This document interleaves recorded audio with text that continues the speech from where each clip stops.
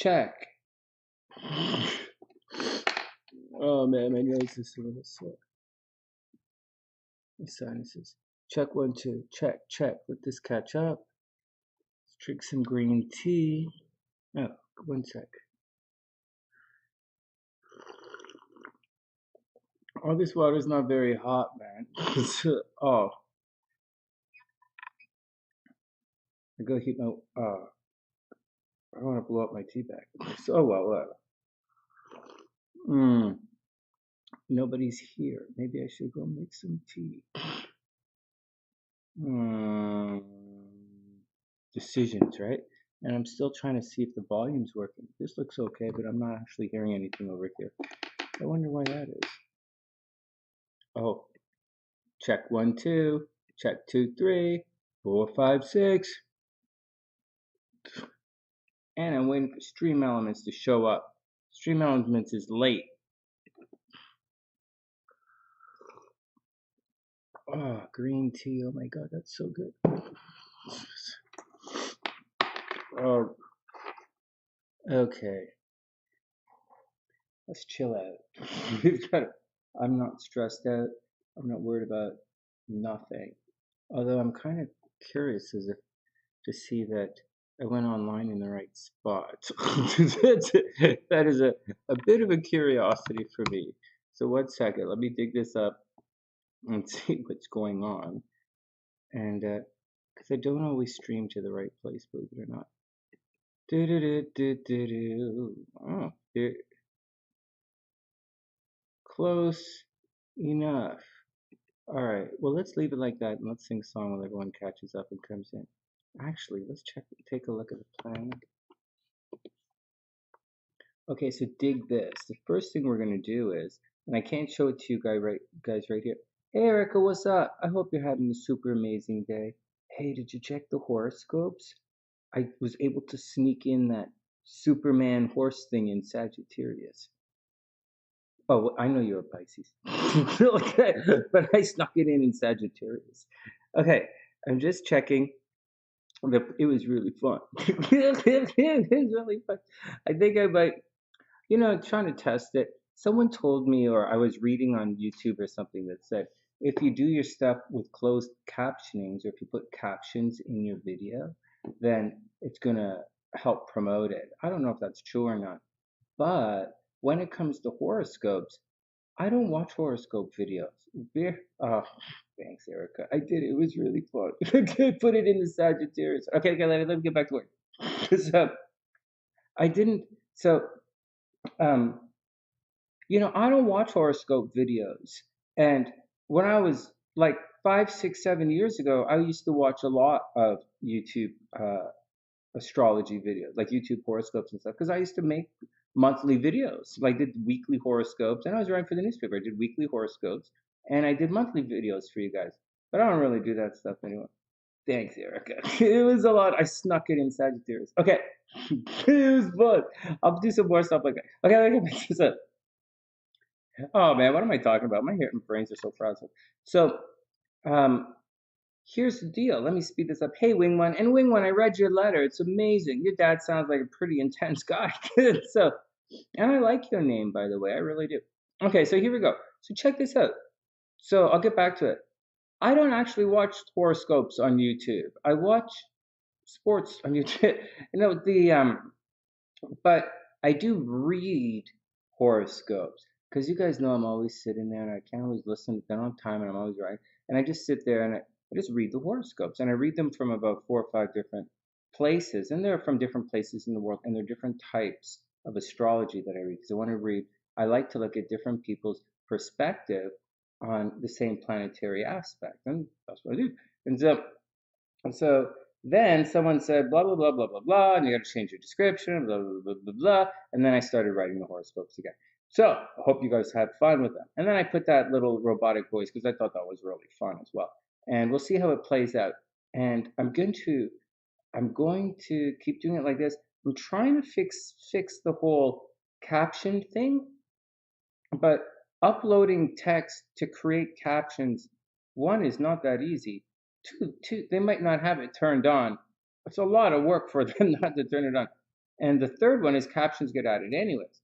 After a while, captions get added anyways. But so I'm not entirely sure what to do about the entire thing.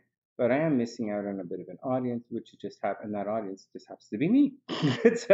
Anyways, I put it back on my blog. I'm getting a significant increase in traffic in my blog. It's not back to where it was, years ago when I was writing, but it's kind of neat. So put it all together. Yeah, I fucked it up a couple of times. Yeah, I started writing the description box, and yeah, I deleted it a couple of times. It got fucked up. What do you expect? But I'm pushing it through, and it's a lot of fun. All right, blah, blah, blah, blah, blah. As for the planetary hour, we are in the Venus hour right now from 22:04, and 22, I believe, is. Can I show you guys this on the problem is this computer's in Eastern time, so it will absolutely Superman my horse. Hey, get that shit off my back, man. What the fuck is wrong with you? No, just joking. Point that shit over there, motherfucker. Okay, everybody calm down. Hey, check it out. So, let me go to it and we'll swipe to it. So the problem is, I also changed the screen. No problem at all with that. Let's see if the screen works. Okay, everybody be cool. Let's see. Well, I adjusted it for the video, right? Hey, look at that. Oh, there's a red line in my head. Hey, look at that. It works. Hey. Now, if I can put this somewhere, like way over here, so we could, forget that. So the planetary hour right now, is there volume on this thing? Check, check, check. Okay, planetary. So the planetary hour that we're in right now is, I don't know, because this computer says that it's in because it's this computer right now says that it's, oh shit, it's 11:11, time to make a wish. Hey, everybody, 11:11, back to work. I'm just trying to figure this out. Hold on, 11:11, let's make a wish. Oh man, we signed up to buy lottery tickets online. Yeah, I feel like I dropped the fuck out of reality for a moment there. But nevertheless, we did. Yeah. Yeah. Why don't we just get cigarettes delivered to our door next? Cigarettes and booze delivered to the door on a bi-weekly basis. Yeah, by bi-week. Anyways, let's drink some happiness and chill out. Oh. Oh man. You guys ever listen to the door and you hear like the beast with two backs on the other side going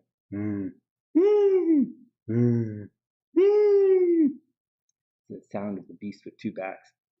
Or I might be getting it confused with the beast with 8 knees. Anyways, whatever. So let's make an 11:11 wish. Man, this wish stuff takes a long time here on the channel. I also want to show you, you guys know Putin's chart, but I want to show you Zelensky's chart. You're going to be very, very, very pleasantly or interestingly surprised with what you'll see in Zelensky's chart. I just pulled it up and I was like, damn, for real? It's going to surprise you. All right, next. All right, what is next? Oh, our 11:11 wish. We're still on it. Oh, man. Well, I'm not going to win the freaking lottery. Oh, my God. Oh, my God. That's like impossible. Am I being pessimistic? Am I being pessimistic? 5 of Wands. A little bit. A little bit argumentative, disjointed. Okay, let's try another one.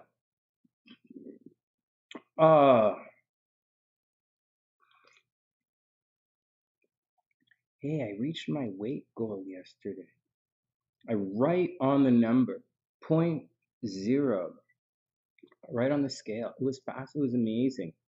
I haven't quite, and so now it's time to get into the weightlifting goals and get back on the protein again. I'm very excited.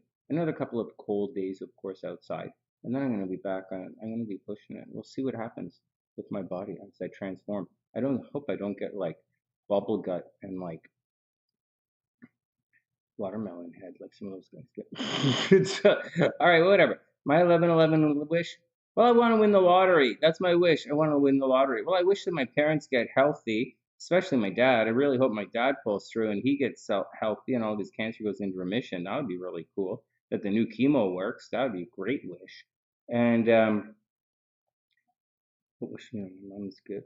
That's I wish aside of that, I wish you win the lottery. All right, let's go. I feel like I don't know. What do I wish? I wish I can bench 70 on each side. I'm at 60 right now, so I figure by June, June, July, August, September, I'll be pumped 70 on each for the dumbbells. That's within my own. I can do that on my own. Pull-ups. All right, next. So here's the problem. Here's the problem, guys. I don't know what the time is. So I came to planetaryhours.net to figure it out. But this computer that we're on right now, well, let's say let's go to New York. Okay, let's use New York. On this computer, let's use New York. Because this new computer is in the Eastern time zone. And let's see what happens. Ah, shit.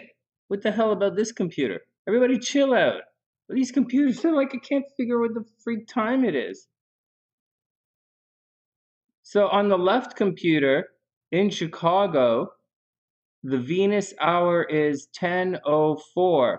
So it's right now we're in the Venus hour in Chicago. In New York,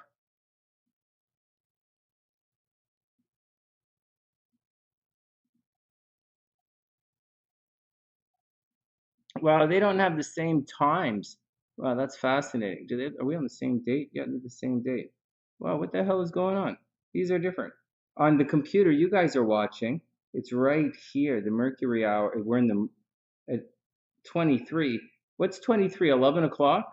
We're at 11 o'clock in this thing on this side, and in 10 o'clock on this side. Yeah, so I clearly don't know how the fuck this works. But I'm working on it. I clearly have no idea. Oh, wow, the screen looks great. Oh, wow, that looks so cool. Oh, way to tune into your own show, Sonny. Oh, wow, that looks awesome. I love it. Oh, why didn't someone tell me? Oh. Okay, hold on. I've got some shit in my eye. How'd you get shit in your eye, Sonny? I don't know. I was brown nosing. I just got some shit in my eye. Okay, hold on. Wow, I love the way the screen looks. Maybe we can do the astrology. Oh, damn! I didn't set up the tarot reading. Crap. Way to go, Sonny. What did I do with the tarot screen? Okay.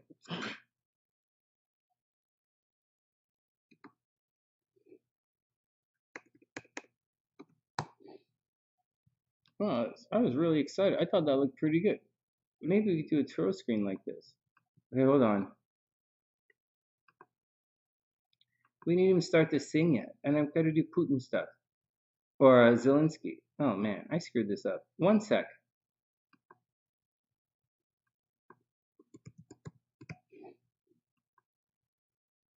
Transparent canvas. Why? Why would we do that? Okay. Okay. Let's see. Oh, the problem is I can't see the chat. That's the problem. Okay, I get it. All right, I remember. Let me shrink it down. Let me get back to the action. Let's do it. All right, my bad, guys. What the? Hold on. Let's get back to the action.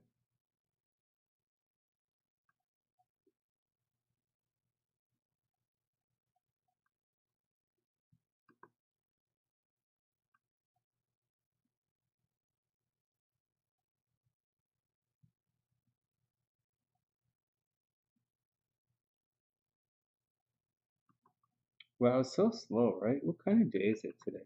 How's everyone doing? Seriously, how is everyone doing? Let me just come back here, make this bigger. All right, we're good to go. Good enough, anyways. We made it. Ah, who's in the house? Hey, Crystal, what's up? Hey, Connie, what's going on? What happens when we die?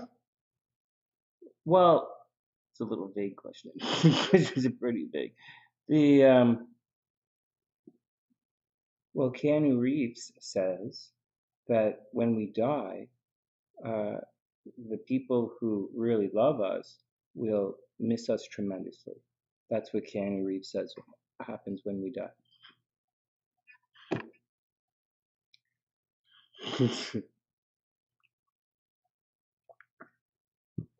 uh, hey, Louis, Louis, Louis, what's up? I hope you're having an amazing name.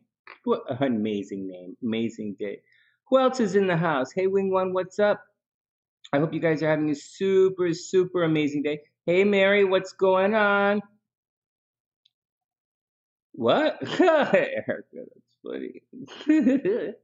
Hey, Jazz, what's up? Oh, there you are. Hey, Jazz, hold on, Jazz. I'm just checking things out. He cramped you. Well, by when I say someone cramps someone, I mean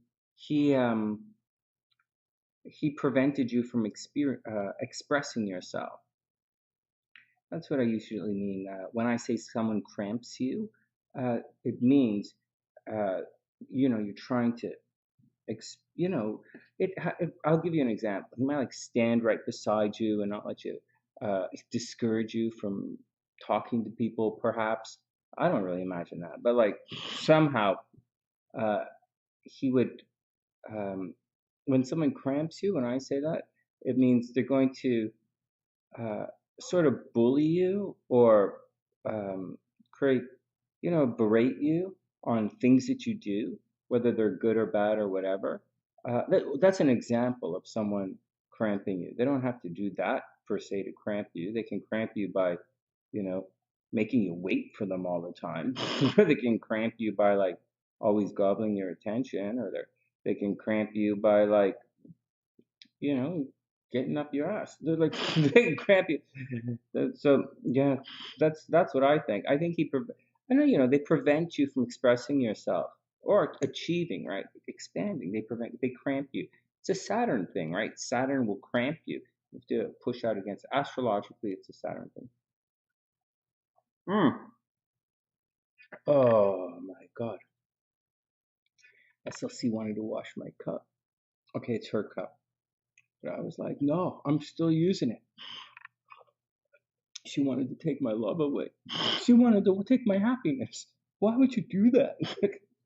Whatever. All right. That's exactly what he did to you, Jazz.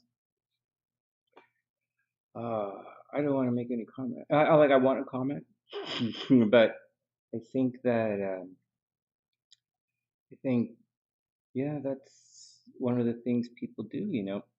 It's I look at it like, I don't know.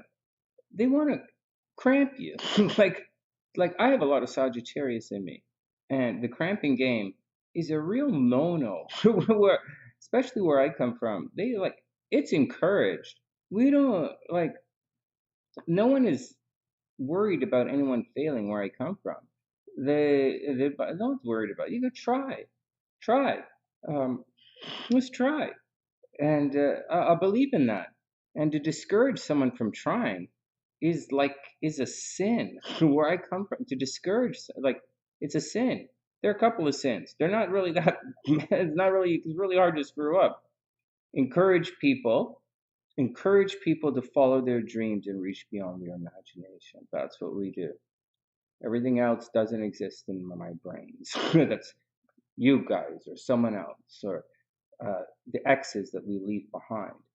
I don't even know any other way. I encourage people to reach beyond their imagination and to live their dreams with their eyes open. And that's what I do. I know no other way. There is no other side of the coin. There's no duality. There's no after anything. That's the way it is.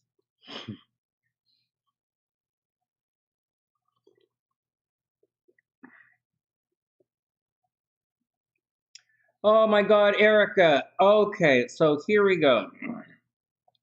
This I know the answer to. Everybody hold on one sec. Hey, Jazz. Okay. Oh, yeah, always critical, right? Yeah. I'll be back in a sec. Sorry, wait, one sec, Jazz. Okay, so Erica is asking a question, and I absolutely know the answer to this right away. I read this in a book when I was young. Erica says, Sunny, If I were to move 230 miles east or west away from my birth city, would it be a significant change where I should do a relocation chart? There you go. And the answer is, this is an easy one, don't bury the survivors.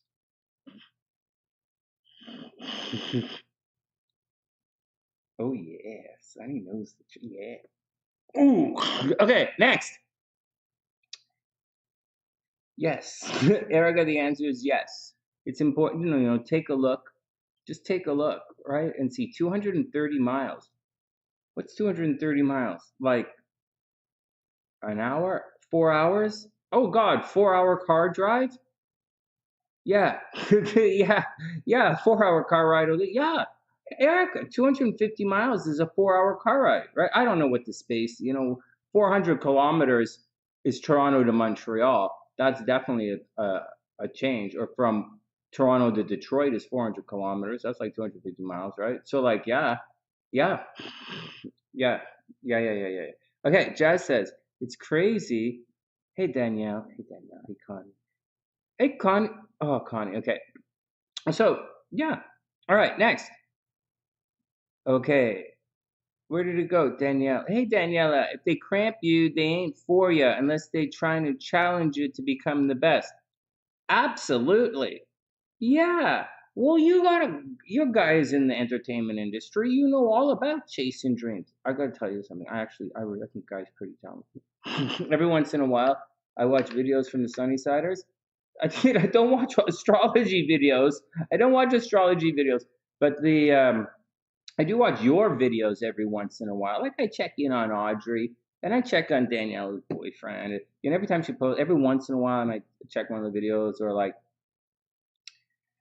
um, our buddy in Florida. Oh, POE, Productive Environment.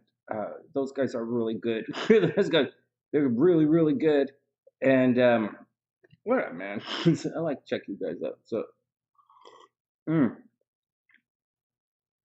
anyways, let's check it out.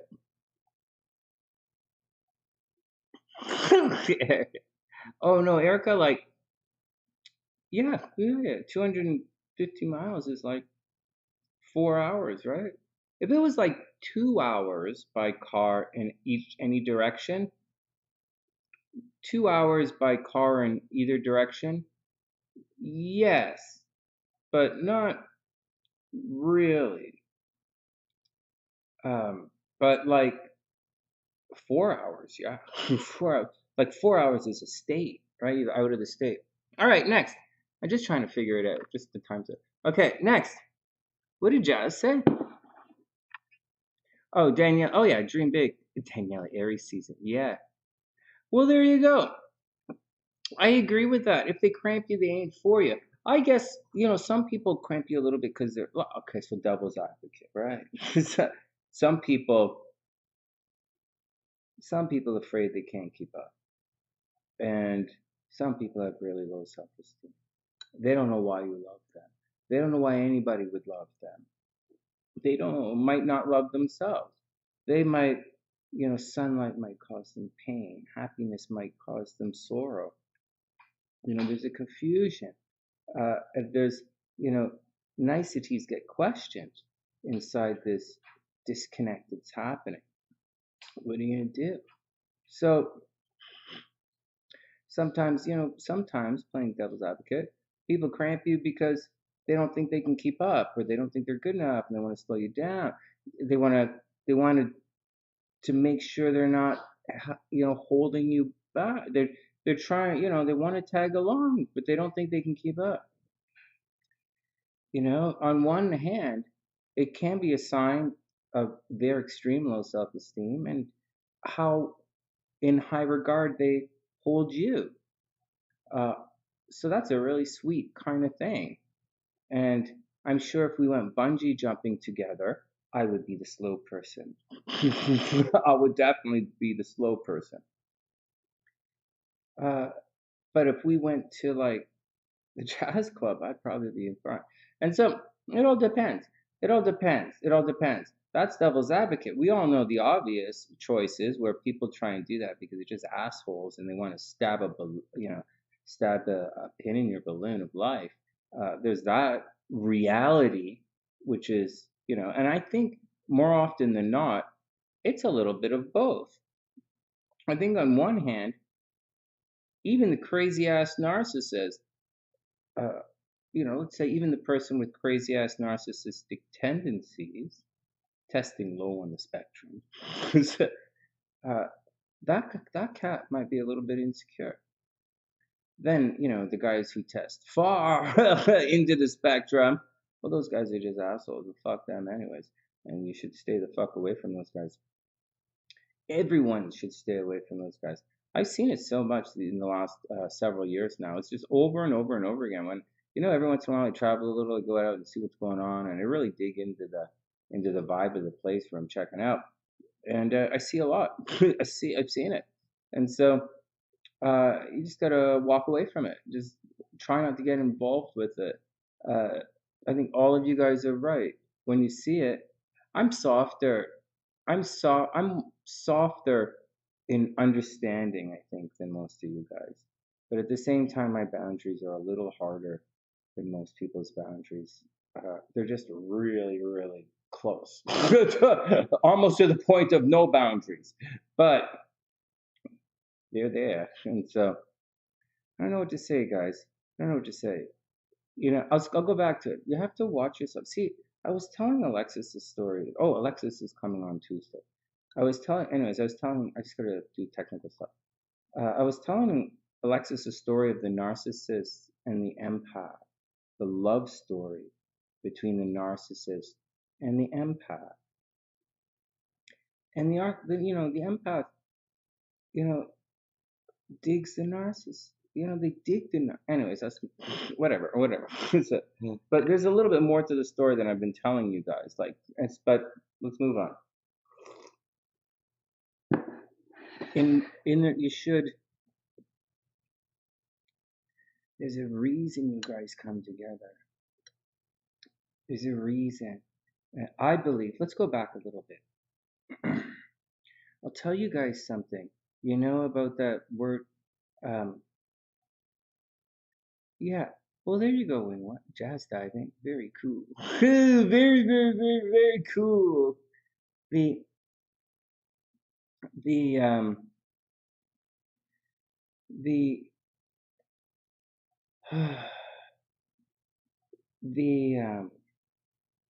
you see where I come from, narcissism's not really that bad of a thing.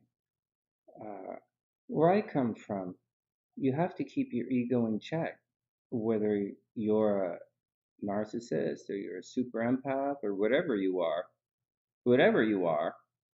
that doesn't really come into play where I come from. If it does come into play, you'll be removed. That's the gig. Where I come from, the rule is there are no egos on the bandstand. And being an empath is a very ego-driven kind of personality. And oh no, Sonny, I can't control it. It happens naturally. Okay. All right. Cross your legs. Stop speaking out of your ass. And the narcissist is a choice. All right. So, anyways, whether you're either one, there are no egos on the bandstand. You'll get fired. It's just the way it is. And that's it. And all of it, and we have a saying for years and years and years. One of the sayings is, your talent will get you the gig, and your personality will lose you the gig. That's the saying where I come from. And I'll repeat it. The talent will get you the gig, but your personality will lose you the gig. Now here's a joke. As I travel around, I hear from people the exact opposite. Oh, your personality will get you the gig, but your talent. All right, whatever. Yeah, whatever. You ever hire anybody you've never met before? All the fucking time. Okay, so anyways, that's what they say. All right, Jazz, be cool. Sweet dreams, Jazz. Stay out of trouble. Taurus has got a whole hell of a, a trip coming, but this should be this should be okay for Taurus. All right, the Leo part, I don't know. But Taurus, the Taurus part's going to be okay. All right, next.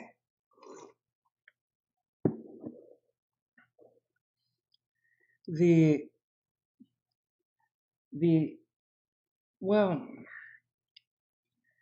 an empath has an intuition. They can, from, like, there's, empaths seem to be, I think a true empath, a true, it's a good question. Like, an empath, you guys are talking about the emotionally intuitive side of psychic intuition, is what I think you guys are talking about when you use the term empath. I think you're saying events will cause a feeling of sickness in your stomach. That's a very specific example of what almost all empaths describe. When something bad happens around them, they get sick in their stomach. Almost every empath says that, including me. So there you go. And so, but some empaths say the emotions around them can change them physically. I do believe that very much to my core. But there's more to it. There's more to it than being empathic. I think being empathic,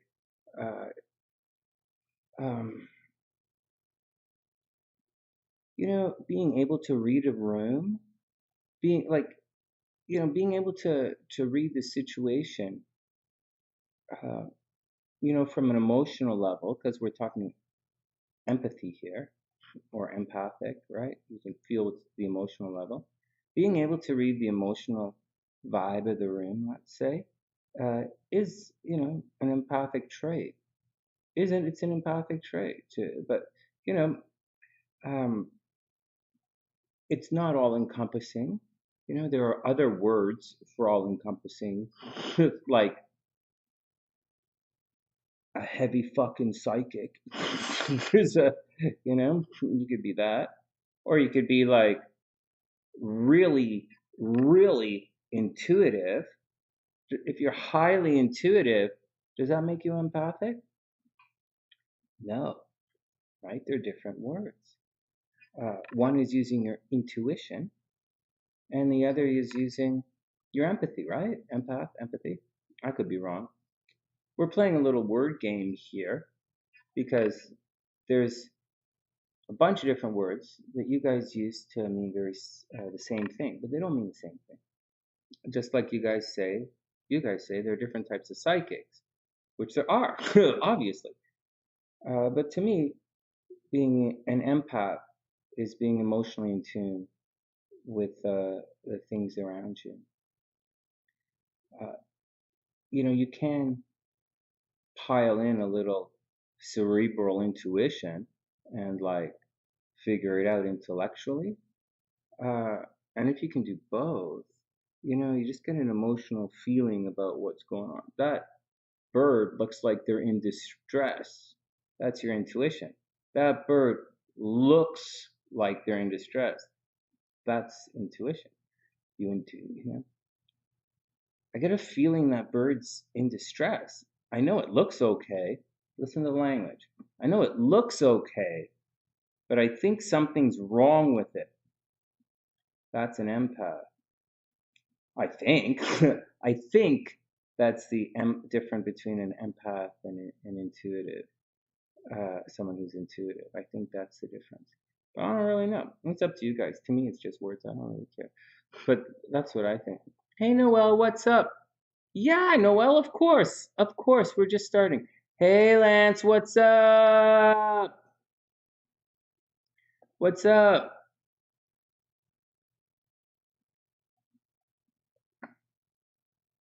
Hey, Daniela, I think that's A premonition?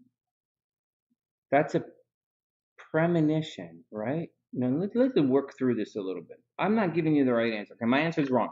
Just straight up, my answer's wrong. You're having a premonition.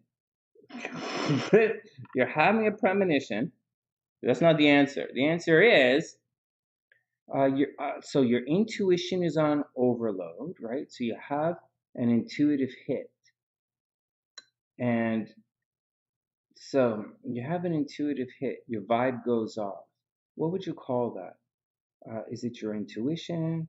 Are you empathic? Being empathic? Are you being psychic? That's a good question. That's you guys know I'm gonna wuss out on this because like whatever. It really could be a lot of things. Could be your intuition going off. Maybe let's close the screen, right? Close the screen. Just put a screen. You walk into a room, there's a screen in front of you, and you have to walk around the screen. Okay? Walk in a room, door closes behind you, there's a screen in front of you, you get a vibe. Yeah. What's that? Good question. That could be psychic, empathy, it could be all of the above. It could be all of the above, and it's pretty cool. Hey, I'll tell you something else about that. Hey, I'm not reading your chat on purpose, because now we're gonna get to my philosophy. So here's what I think, guys. I think it all comes down to calibrating yourself. So when you walk into that room, first, everybody, you must know, you don't just walk into a room, okay? You must know, like, wing one, tell them, right? Lance, like, Daniela must know. When you walk into a room, you step one or two steps past the door and you stand there and you let the entrance frame you and you stand there for about 2-3 seconds and slowly look over the room so that everyone in the room can see you framed in the doorway and see how fucking cool you are when you enter the room. One chance to make a first impression, make it count. So I'm going to say this again. Before anyone goes psychic, and if you're some of you guys, like say Daniela or like Jasmine or like what the fuck, you sure better ask to frame yourselves in that doorway because everybody's looking at you. You guys got to look your best. And with Erica knows what she's doing anyway. But Erica's got that boyfriend and can let her go sweat. So hey, and what's up? That's the first thing. When you enter a room, walk through the door, stand there. So if you next time you walk into a restaurant, you open the door, and if they have like a server there, or like someone who's going to seat you, a maitre d' or something, then you you stand there and let everybody see you is what you do. Or you go in, you stand there. Or say you go to a party, or you say you enter a room where there's a group of people, or it's the office going into a meeting. You just don't run in and go sit down. You walk in and you stand there. You acknowledge everyone. Playa, I'll be on stage in a sec. Hey, yeah, put my drink over by my sax. All right, everybody fucking cool? I'm going to be over here now. Hey, where the fuck is SLC? Hey, baby, I'm going to go back on stage now. And so that's what you got to do. Or you're at a party. Frame yourself in the door. Find out where the action is. Survey the room, let the room survey you. And go do whatever the fuck reason you're there. Just a heads up on that. Now, here's the fun part. As you're doing that, you're going to get these hits. And you're going to get different vibes from what's coming back at you. Right? People are checking you out. You're checking people out. And you're going to get and then these your intuition, your empathy is going to go off. Your like intuition is going to go off. You're going to get a bad vibe from that corner of the room. Maybe this corner of the room likes you. Maybe there's something over there that you get. Maybe there's a dog over there. You're like, hey, what's up? Or like maybe there's like the bars over. Like so, you stand there and you you absorb the overall tenor of the room, and then you like vibe your shit through, and then you go, oh, yeah. All right, so that's how you should live your life. And the next, but the thing is, okay, enough sunny stupidness, right? I'm gonna get to the point. You calibrate it. It's that simple. So you go through and you're like, every time I'm in this situation, events arrive at me in a certain way. Every time this girl drives, every time I go out, some random chicks flirt with me.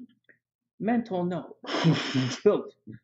Every time I play the lottery with this, we make money. Every time we do this, this happens, Every time. Okay, now, every time you walk into the room, you're like, okay, I'm getting a feeling from over there. Empathy, I'm getting a feeling from over there. I'm getting a vibe from over there. Calibrate your vibe and check the action. It's the best I can give. It's the best advice I can give you guys. It really is. You have to learn. You have to learn to calibrate your own psychic self, and just like you learn how to communicate with others. No, that's a stupid analogy, right? You don't have to learn how to communicate with yourself. You just have to understand things. You're just gonna take some time and understand what those feelings are. Maybe the feeling is you're hungry. Maybe the feeling is low blood sugar. Maybe the feeling is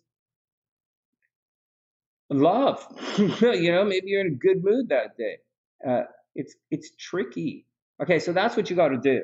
Okay, that's what you got to do. And then, so that's what you got to do. Then when you move on from that, you have to fine tune the feelings. Am I hungry or am I really feeling something? Is that guy vibe? Am I getting that vibe because of something that happened? Okay, listen up. Am I getting that vibe because that guy looks like someone who did something to me in the past? Or am I getting that vibe because the guy's a fucking badass? Like he's got some bad shit going on. You gotta calibrate yourself. You have to remove yourself from the equation if you really want to be psychic. Holy fuck, that guy was looking at me like that because he knows me. What the fuck? I didn't know. And like, I don't know, I just got that bad, I got a bad vibe from him, but he wasn't given a bad vibe. My intuition was off because of something that happened in the past to you. Right? Make sure that doesn't fuck up. Sorry. Make sure that doesn't mess your intuition up. You're gonna miss out on some really good. You're gonna allow the past to interfere with your intuition. It's something we try and avoid all the time, and we practice it. We very, very, very sneaky practice it with you guys by guessing the tarot cards. It's one of the things, and I have to do it because like I'm practicing psychic, so I have to do it. Okay, let me get it back here to see what you guys are talking about. Oh, thanks, Daniela. All right. What did Noel say? Oh, no, Noel. Noel. Sorry, Noel. Okay. All right. What's up?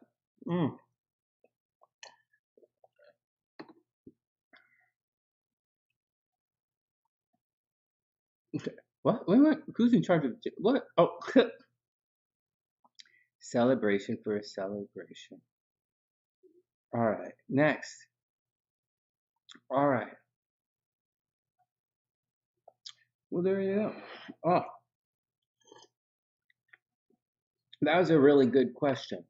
I can't even remember the question is. Oh, we talked about cramping styles. What cramping means. It's a really, really bad thing for some of the SunnySiders. Really, really bad. It's better to absolutely fuck up than to be cramped. For some of the SunnySide, and then we talked about the definition of an empath. And I'm not really a definition, like I am and I'm not, guys. But then we moved on to some interesting stuff. I always like when our conversations go a couple of steps farther into something kind of interesting, especially when we get into the psychic stuff. And somehow, we mix, we're really lucky here. Some of the questions you ask really help us mix um, practical applications and and theory, which is what I think it's about. It's not always what it's supposed to be.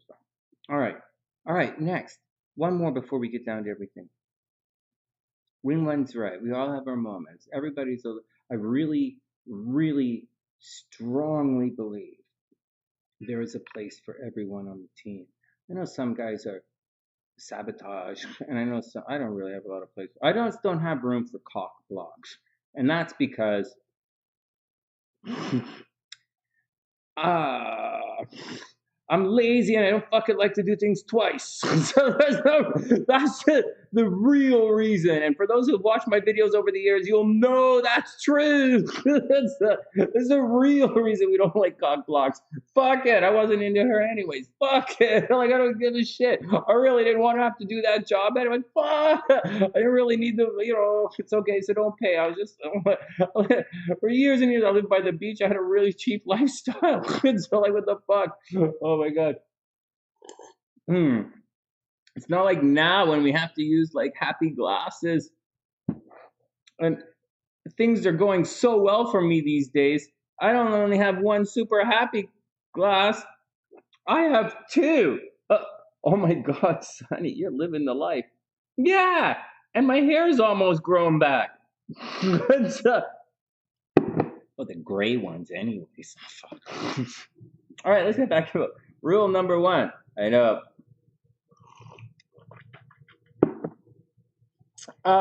Right on. Okay. I'm with Danielle. I wish everyone unlimited calibration. Hey, Beast, what's up? Cucumber shield. I mean, eggplant shield. Hell, Beast, I gotta say that's awfully cryptic, but at the same time, I think everyone knows what you're talking about.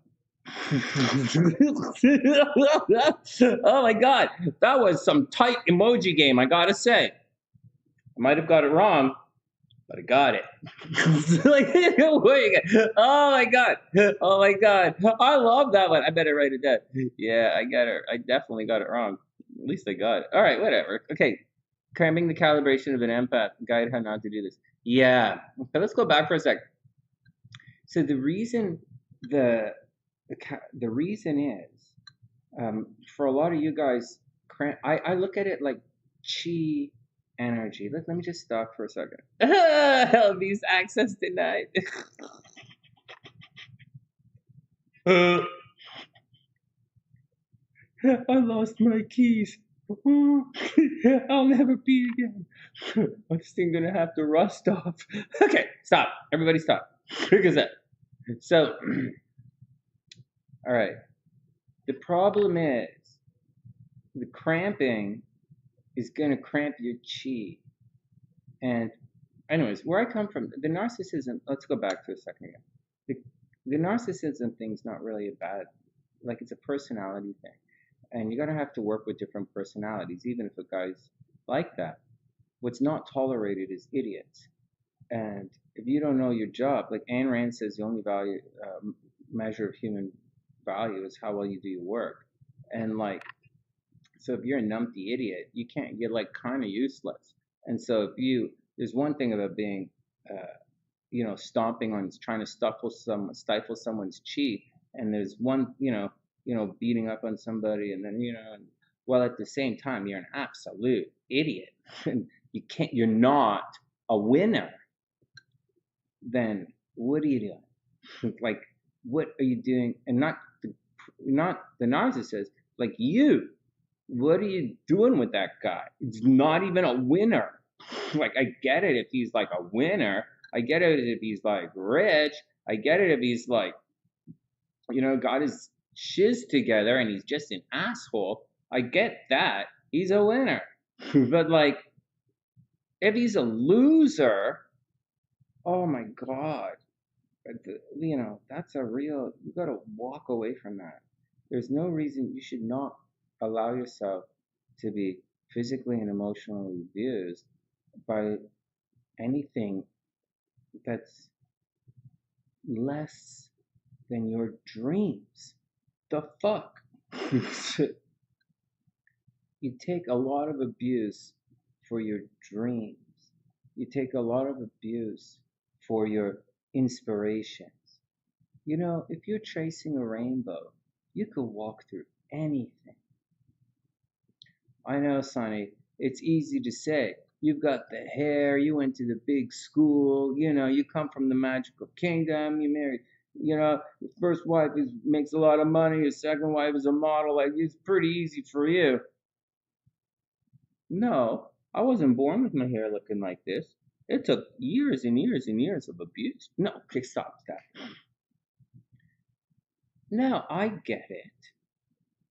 There are other elements at play. There are other elements at play, and you guys have to understand. You know, I'm not going to be unsympathetic to the cause here. There are other things that, you know, there are other systems in play, and you know, one of them is your base survival. Sometimes you got to be with the narcissist or the asshole or the dumb fuck for your absolute survival. That comes first. Now, along with your survival, but you know, and there's some of you that have to, you know, be before you can reach into your imagination. You know, before you can live beyond your imagination, before you can live beyond your dreams, before you can do any of that kind of stuff, before you fly, you have to survive. And sometimes these people, you know, you get into a shit situation just to fucking get by. I do understand that. And we get trapped. What are you gonna do, man? What are you gonna do? Anyways, I do get it. I do get it. We're not that, you know, we inspire to change reality here. But at the same time, the word is reality. You know, it's not change fantasy la la fucking bring shit perspective. No, we want the ceiling removed. We want the chains removed. We want to be able to spread our wings. We want to be able to reach beyond and shit on statues if we want. Lots of things we want to do. All right, let's move on. All right. Hey, Jules, what's up? I hope you're having a super amazing day. Erica's right. Oh, what are you guys talking about? What are you guys talking about, anyways? I missed it. All right, enough. Let's get down. No, it's not narcissist talk, Lance. No, we're not. It sounds like narcissist talk, but it's not. It's about empath talk. The empath has to watch a lot of empaths. You know, we're not gonna knock anything here, but yeah, no, we started. You know, we're moving around, bumping around the conversation. We started. Let's just move on. Let's get down to it.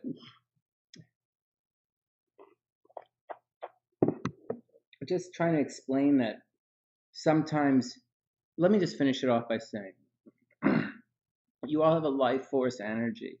You have your chi, and cramping will kill that life force energy. It will kill you. And so, like I said, you can't live on love, but you can absolutely die without it. And so,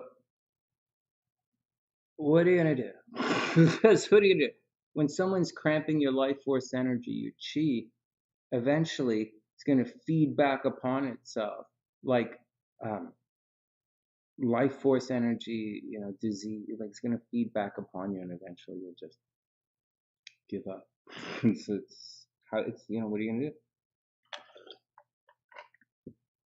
All right, let's move on. All right, hey Jules, what's up? All right, guys, let's do a general reading for everybody. What was I gonna do something else for you guys? Oh, I was gonna sing you guys a song, but there's no time for singing tonight. I goofed off for an hour. We're gonna look at read the cards for everybody, and then we're going to do a general. We're gonna look at a couple of charts. Hold on.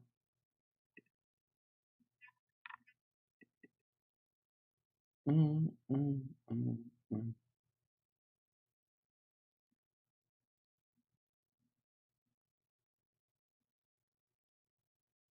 All right.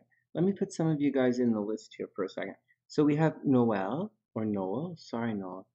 Can a couple of you guys um, uh, type your birth information into the description box, please? One sec. I'm just putting you guys right here in the description box. Oh, frick. Putting you guys in the description box. And there we go. Noel's up.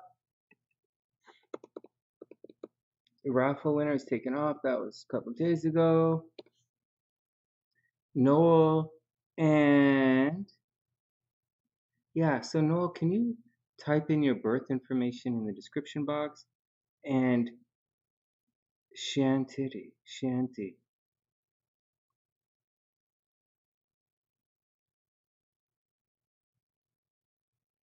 I got you, Shanti. One sec. Whoops.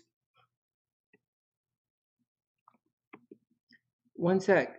Sorry, guys. I didn't see you guys. I was just waiting there. Is Shanti still in the room?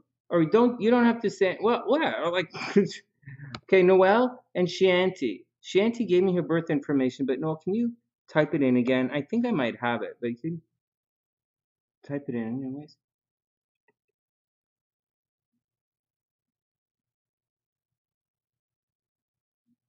Thanks, Noel. I got you right here. Wichita, Kansas.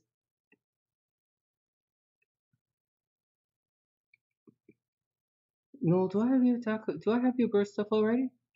I think I do. All right, hold on. Okay, we're gonna write it down anyways. No big deal.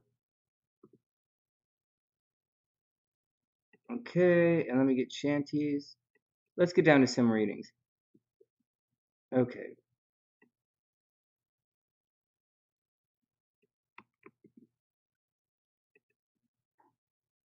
Hey, Aiden, what's up?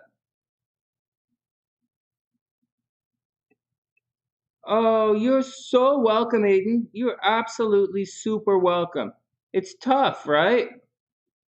Man, it's tough. You just gotta, you just gotta chill, man. Like,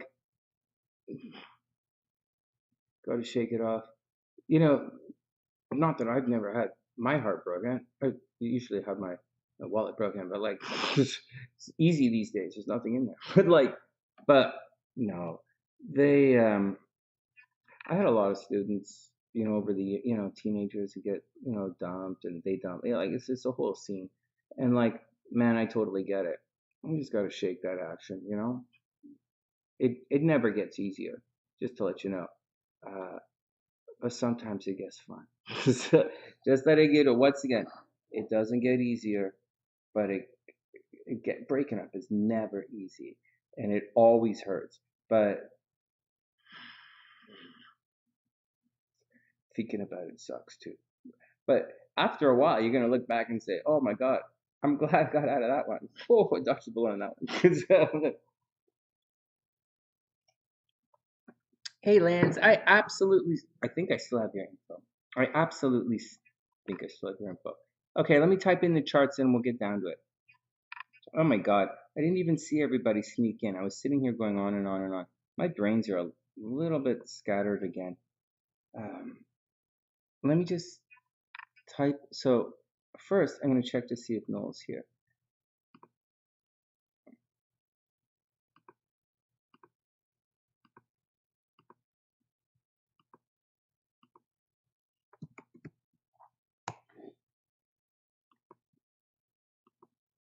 We're going to get down to it in a sec, guys.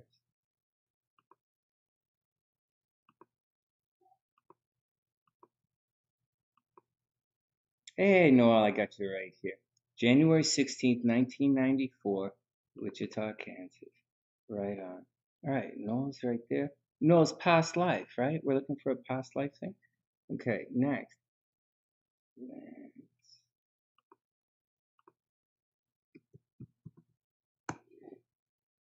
What? Oh, that's pretty cool. Hey, is Priestess in the house tonight? I forgot to, when I was looking at Priestess's chart, she kept asking why she's the last person to see someone alive. I think that was a pretty good question. so, so, when she's back, when she comes back online, we'll brainstorm it, or maybe we'll brainstorm it with Lexus. Maybe Lexus or Naya knows an answer to that. It's usually like an eighth house kind of thing, being around death, right? An eighth house kind of thing. But to be the last person to see someone alive, that's a little weird. I wonder if that's a degree thing. That's a little weird. I'll look it up. One sec. As new opportunity, there's definitely some opportunity. Hey, you guys want to see something? I don't have. Here, I'll show you. Hold on one sec. I'm just pulling the charts up right now. But while I'm doing all this, let me take a second and see if I can show you something.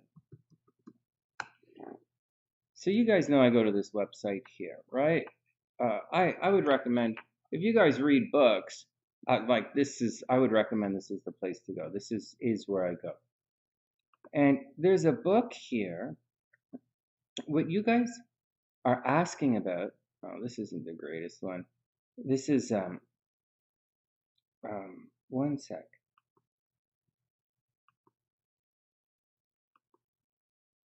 So this is a little complicated, but you're going to want what you're looking for.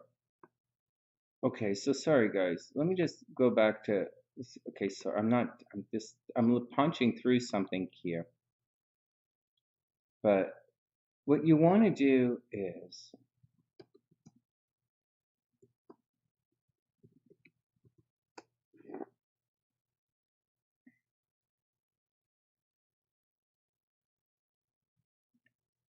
okay, so check it out. So everyone's studying astrology in the background. This is what you want. So you you want to come to a site like this. Like I've been a member for years and years and years and years. Share music on this, like music scores and books. The conservatory music's not on here. That was pretty crappy. But a lot of the stuff I used was on here. So here we go. And then you search in, Vedic astrology yogas, because this is what you're looking for. You're looking for a you're looking for you're looking for yogas. This is what you're looking for. And so when you're looking for, like, the yogas are, and see, I read a lot of natty astrology stuff, and I read a lot of this stuff. The yogas that you're looking for, the word yoga means, it's like combination. So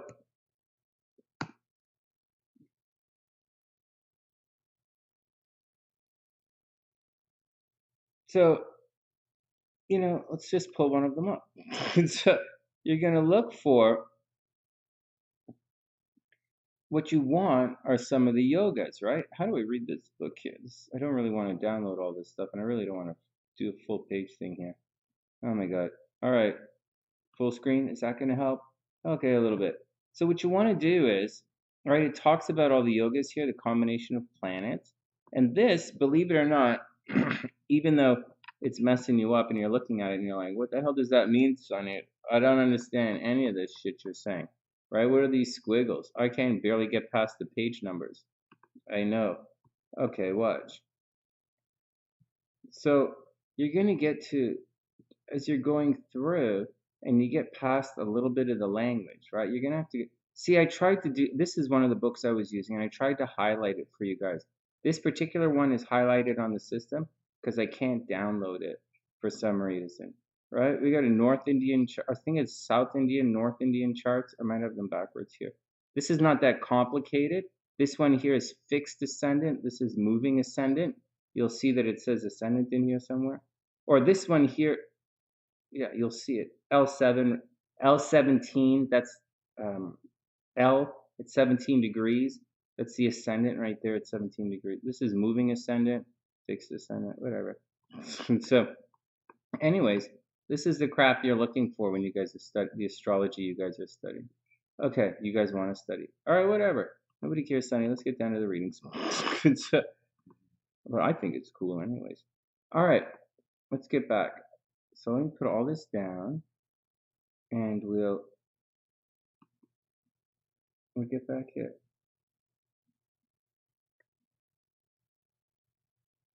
Oh, Lance, that's your transit. Oh my God, Daniela, yeah, I was reading the Pluto book. It's where I come up with it's where I got the idea of about,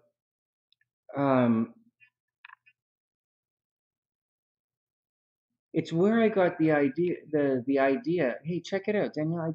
I didn't read the entire book, but I did read a bunch of it.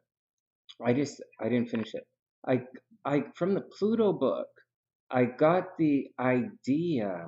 It gave me the concept and the idea that Pluto's one of those planets where in your chart, it's something that when you were, it might have been a situation when you were younger that people always said to you, or there were events or something that said you can't have something. And as you move through life, you actually could have it, but you tend to sabotage yourself in that particular area. And, or maybe not sabotage yourself, but maybe in that particular area, something happens where you come to a conclusion that the inevitable was going to happen anyways. And wherever Pluto is stationed in your chart natally, you come back thinking, well, I could have had that, but whatever, I'm just going to let it go. So wherever Pluto is in your chart, there's always going to be a little bit of opportunity, and you're always going to kind of let it go. And you're going to let it go because it's not exactly going to work out for you. And that's the problem. And that's the problem with Pluto natally in your chart. And that's what I learned from the book Daniela asked me to read on Pluto. And it changes you psychologically. So let's say Pluto's in your first house. You're going to say things like, well, you're going to come into a negative situation, and it's going to be negative because of how you look, or it's going to be negative because of your name if you have Pluto in the first house. And you'll say things, well, they just don't like the way I look. Or, I knew I wasn't going to get in there. I'm not tall enough. Or I knew I wasn't going to get in there. I don't have the right color teeth, or something like that. And that's what's going to, I knew they weren't going to like me. All right. So, but there's more to it. The thing with Pluto is there's a tendency to be a little self-destructive and do whatever the hell you want. So if Pluto's in the first house, you might say, well, I'm going to do that bullshit because they're not going to like me anyways. And they're not going to like the way I look. So I'm going to do any bullshit on my appearance anyway. I'm going to do that. Or if, say, Pluto's in the 7th house with your relationships, you're going to be like, you know what? I'm going to divorce that chick because, like, fuck it. She was going to stab my ass anyways. The kind of thing. Or you resign yourself to the fact that things aren't going to work out. And that tends to be what happens with Pluto. Now, here's the deal with Pluto. Yeah. Oh, you're welcome. Well, of course, you asked me to check into it. I'll check into it. So that's what that book says. And it's very different, very, very, very different than when, oh, Lance, let me write you down. I have your chart up already. You got it, Lance. So what I'm talking about and how that book describes Pluto is very, very different than how astrologers usually talk about Pluto. When we talk about Pluto, we usually say something is going to change. It's going to destroy something to rebuild. That's what we say Pluto is. And to be honest with you, Pluto really does destroy. It really does. Like, out of the blue. I went through a Pluto transit, and sometimes, I'm going to tell you guys, sometimes with Pluto, you accidentally destroy yourself. Like, you might accidentally not check the oil in the car. You might slack off on that. That actually might be a Saturn thing, right? Checking the oil all the time, a Saturn thing. Let's say a Pluto thing. You think something is wrong, and so you go to fix it. It's a Pluto thing, not a Saturn thing. Let's back it up. A Saturn thing would be you have to check the oil in the car. Check the oil in the car. Check the oil in the car. Always check the oil in the car. That's Saturn.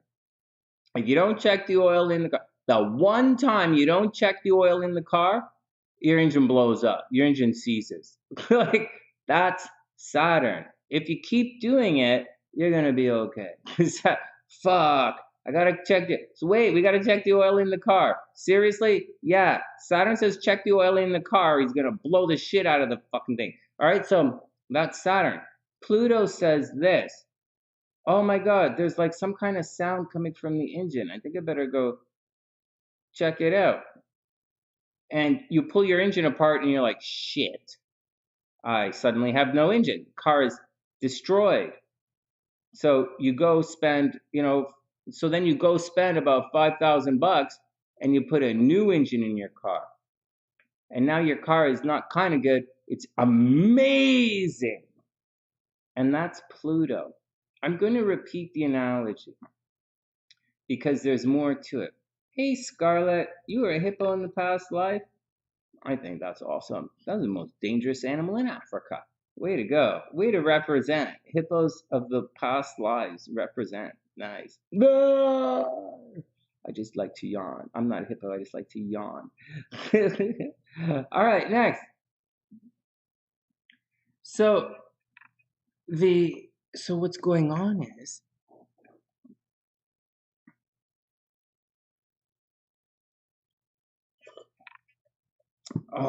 that's so cute. Bye.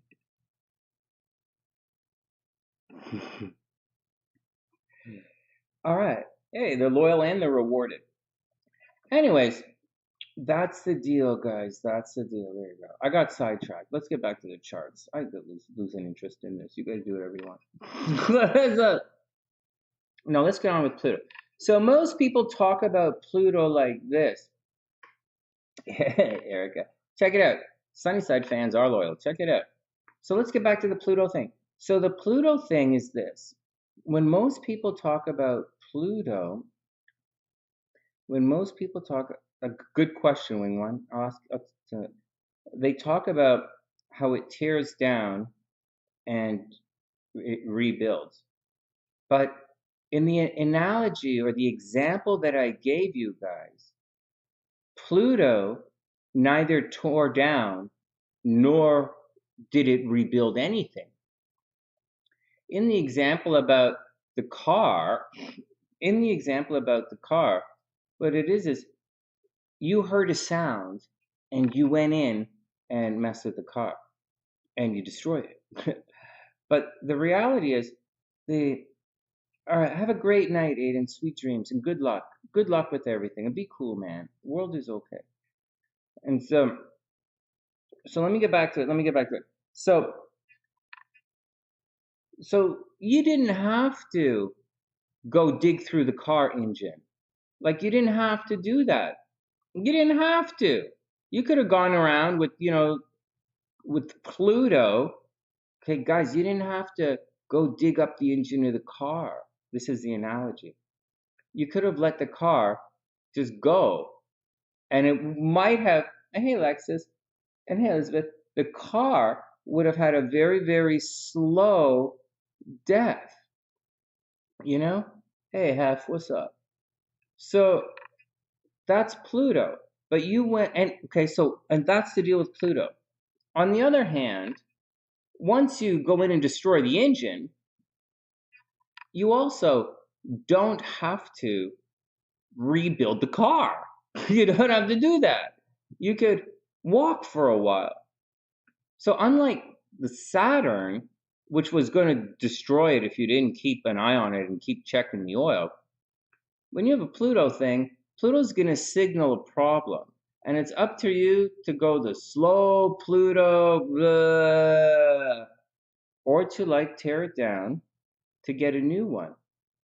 And that's the difference between a Saturn transit and a Pluto transit as far as transit is concerned. But with Erica, all right, Noel, you'll be up soon. Noel, it's a past life reading, right? We'll start in 1 sec. All right, so that's what's going on. But the book talks more about how, you can use like how to heal yourself as you're going through a psychological aspect of Pluto in your chart. Because there's more to it than technically things just breaking, right? There's more to it than that. Or things just wearing out. There's more to it than that.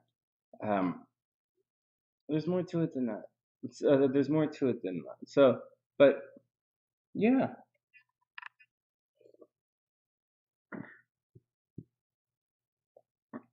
I think so. Scorpio's the sign of power in the chart. All right, here we go. Enough. Let's get down to some readings. So we'll do Noel's chart before he gets out of here, before he has to go. So Noel's chart is up, and then he's gonna have to take off. Noel, okay, I'm gonna ask you guys as we cruise through, because I kind of missed some of the stuff. Oh, you guys go. Hold on, let me get down to the readings before everybody takes off. Hey, Noel, did you say we want to do a past life reading? Or did you want me to check your transits? Either way is fine. Just let me know really quick, and I'm gonna type your timestamp in, and we'll be off to the races. I just can't remember what you said. I put everyone under past life. All right, let's start up. No, 117. Timestamps in the description box.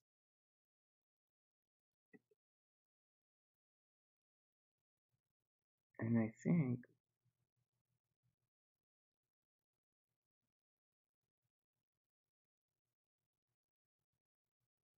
thanks, Noel. All right, let's do it. Let's do it. Let's have some fun. Hey, Nadia, what's up? We're getting down to Noel's chart right now. We're going to have a little fun. Past life action. Oh, shit. Lance is right. I almost forgot Lance. Hold on. Hey, Lance. Transits, right?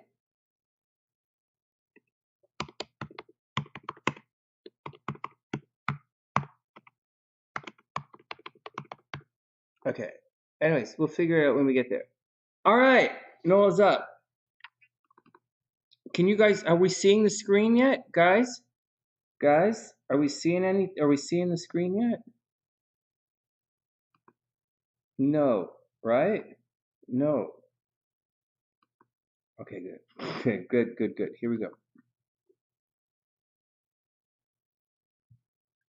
What the hell was that on my screen? Did you guys see that? What the fuck was that? All right.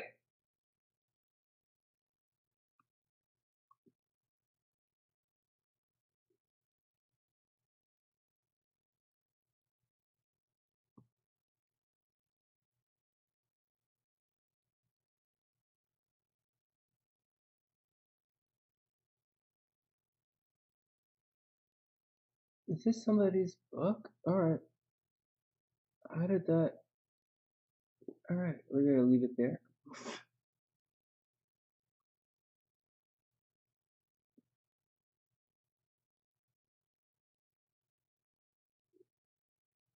All right, here we go. Oh, that was a little spooky.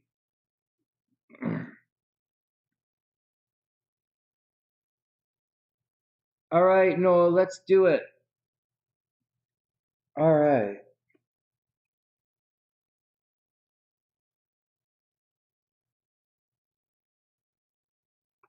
You guys ready?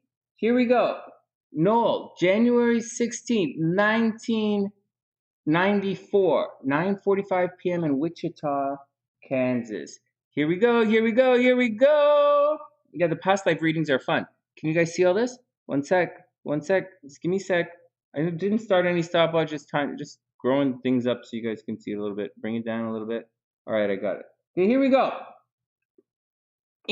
We are going in through the moon. Damn, squiggle right on top of Pisces. So we're going in through the moon. We're going to check out Saturn, which is your karma. South Node, which is a little bit of karma. We might check out the 12th house. This is, the first house is your identity in this lifetime, your physical identity. And the first house is the results of the 12th house, right? Or the karma of the 12th house. So that's how it works. Another place you want to find your past life is back here in the 9th house. You want to look at the 9th house and the 12th house. But before you get there, if you want to check out your future, just to let you guys know, I know. You're going to look at your 5th house for your future. Holy crap. All right, so here we go. So, Noel, just to let you know, in case I forget to say, see these arrows? This is your life path journey. All right, so that's your journey, that's your life path, that's where you're going. I'm going to explain it in words in a sec. And this is your karmic energy in play. And this is places you get fucked up. All right, so here we go. So this is such a nice picture. I thought that was such a great explanation. Okay, so your moon is in Pisces in the 7th house. So it means in your last life, very last life, you were an extremely empathic healer. Extremely. The moon is in the 7th house. Yeah, you were extremely empathic healer. You were very, very much a relationship kind of person. You might have been taken advantage of very easily in your past life. You gave over a lot of energy to other people. I'm going to say it again. You gave over a lot of your personal power to other people. I'm just letting you know, if we're going to sneak into the 12th house here, I'm going to say that you might have received a lot of abuse in your last lifetime. With the Chiron there in the 12th house, someone might have been quite abusive towards you. It's in Virgo, so someone was very critical of you. Someone, or maybe people around you, were very, very critical, and they were always trying to control you behind the scenes by maybe telling you you weren't good enough, or just saying you weren't good enough. Like it's Virgo, you didn't live up to the details. There's also strong possibility that in your last lifetime, Chiron, Virgo, 12th house, you might have had some health problems in your past lifetime. So watch out for it. So in your last life, you were highly, highly, highly, highly intuitive. You relied tremendously on other people. You might have put a major influence, not a major amount of effort into nursing, taking care, and helping others. You were very, very, very much a relationship person in the last lifetime. You may have in the last lifetime helped your partner in your last lifetime. They might have been abusive, right? They might have had an alcohol problem, or like they may have suffered from drugs and alcohol. You might have suffered a little bit from drugs and alcohol, but I think you were more in a nursing and highly artistic capacity in your last lifetime. I think as a job, you might have been a nurse. As a job, you might have been an artist or a nurse, or somehow worked with your intuition, or somehow in the healing arts. But it's not like you were a hardcore doctor. It's not really that part of your chart. It's more like you're like you needed to team. You really had a strong desire to team up and heal people, but at the same time, there's so much abuse behind you. It was really difficult. All right, next over here. Oh, and just to let you know, okay. So the next thing we look at is Saturn. Saturn shows where you're tormented. It is 100% past life karma. And in this part of your chart, right there, Saturn is saying you might have had a physical illness in your last lifetime. Saturn in the 6th house can indicate that indeed you might have worked healing other people. You might have worked in the healing arts. You might have been a doctor. Maybe you were a caretaker. Maybe you did try and take care of other people. It also says, so there's a lot in your chart. There's a lot in your chart, Noel, about taking care of other people. Major relationship situation, like major taking care of partners. There's abuse in here in your last life, and your day-to-day life and your health although super important, there was a problem in your day-to-day life. And so you've brought that health problem with you into this lifetime. In fact, your concept of if you don't, like in your last lifetime, you might have very much slacked off in the day-to-day stuff. In the last lifetime, you probably couldn't get your work done because you were constantly taking care of other people. And as a result, you were not focused enough on yourself. And that's the deal. That was happening. Anyways, it was all partner driven. Now, in this lifetime, you're supposed to push through to the fifth house. And in this lifetime, excuse me, you're supposed to spend a lot of time with the children. So in the last lifetime, you spent all your time more focused on your partner. In this lifetime, you're supposed to focus on the children. It's kind of neat. Or in the last lifetime, you focused on your partner's interests and hobbies all the time. In this lifetime, you want to focus on your children's hobbies and stuff this lifetime. Let me just pause the reading here for a second. Hey guys, so I'm going to pause the reading. Hey Priestess, we got to check something out for you for a second. I didn't check out that thing on why you're the last person to see people die and stuff, but we can check that out. Okay, but that's not what I wanted to stop for.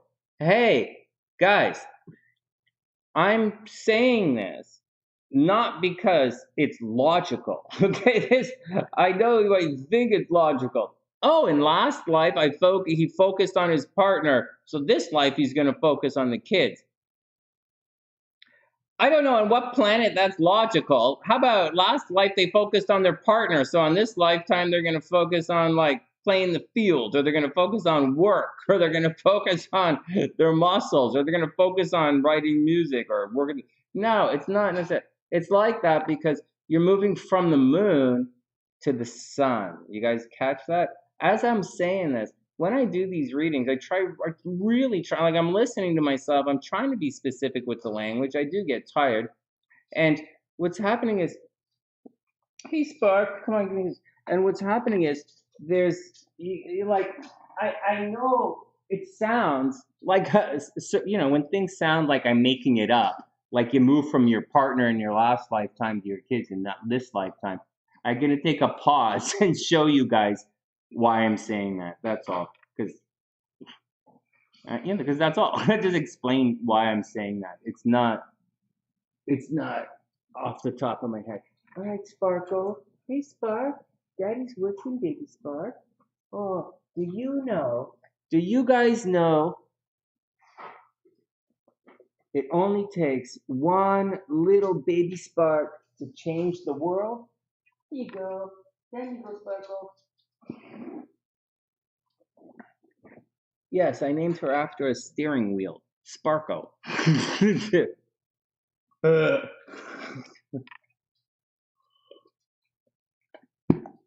All right, back to work. Hey, Kayla, what's up? Sparkles are right on. I call her Sparky. Well, her name is Baby Doggy. No, her name is Baby. Her name is Baby. But I call her Baby Doggy. And her nickname is Sparky. And I call her Sparky Doggy. Andante's name was not Andante Turtle, to let you guys know. It was Anadontia Stardust. So just to let you know. Her nickname was Nibbles. She didn't nibble, she nibbled like this. Little Godzilla nibbles. All right, back to work. All right. Hey, Noel, I just paused everything for a sec. I didn't want you to think I was just bullshitting you. But it's legitimately what your chart says. Okay, let's get back to work. So that's the deal. You're moving from the moon, right? Like the moon is your internal emotional state, right? It is who you were in your past life. And like that's who it is. It's all of your subconscious, all you learn. Okay, you get it. Okay, so you're moving from relationships and partnerships in your past life, a huge emphasis on partners, and this lifetime you're pushing it to children. But there's more. Last lifetime, you let your partner you defaulted to your partner's needs and wishes. In this lifetime, okay, so listen, so hold on to listen up. So instead of your partner's needs and wishes, you're going to focus on your own creative projects. Okay, so instead of focusing on your partner's uh, health and healing, and your partner's maybe drug problems, or your partner's dreamy pie in the sky philosophies and attitudes and hopes and aspirations, the goal is to channel it into your creative projects, and it's in Capricorn. So instead of approaching things in a Piscean way like you used to do, all dreamy and muddly, and like, Pisces can accomplish stuff. There's nothing wrong with that. It's your partner you are working for. This lifetime, you have to be more Capricorn, more progressive, more conservative. Instead of dreamy, let's go drink behind the bushes partying, which is Moon in Pisces, in this lifetime, you're supposed to be more, hey, let's go to the bar. Let's go to the opera, or something like that. It's a different kind of vibe. All right, so that's it. You're supposed to be moving towards your own creative projects, and you should be very, very, very successful in this lifetime with creative projects.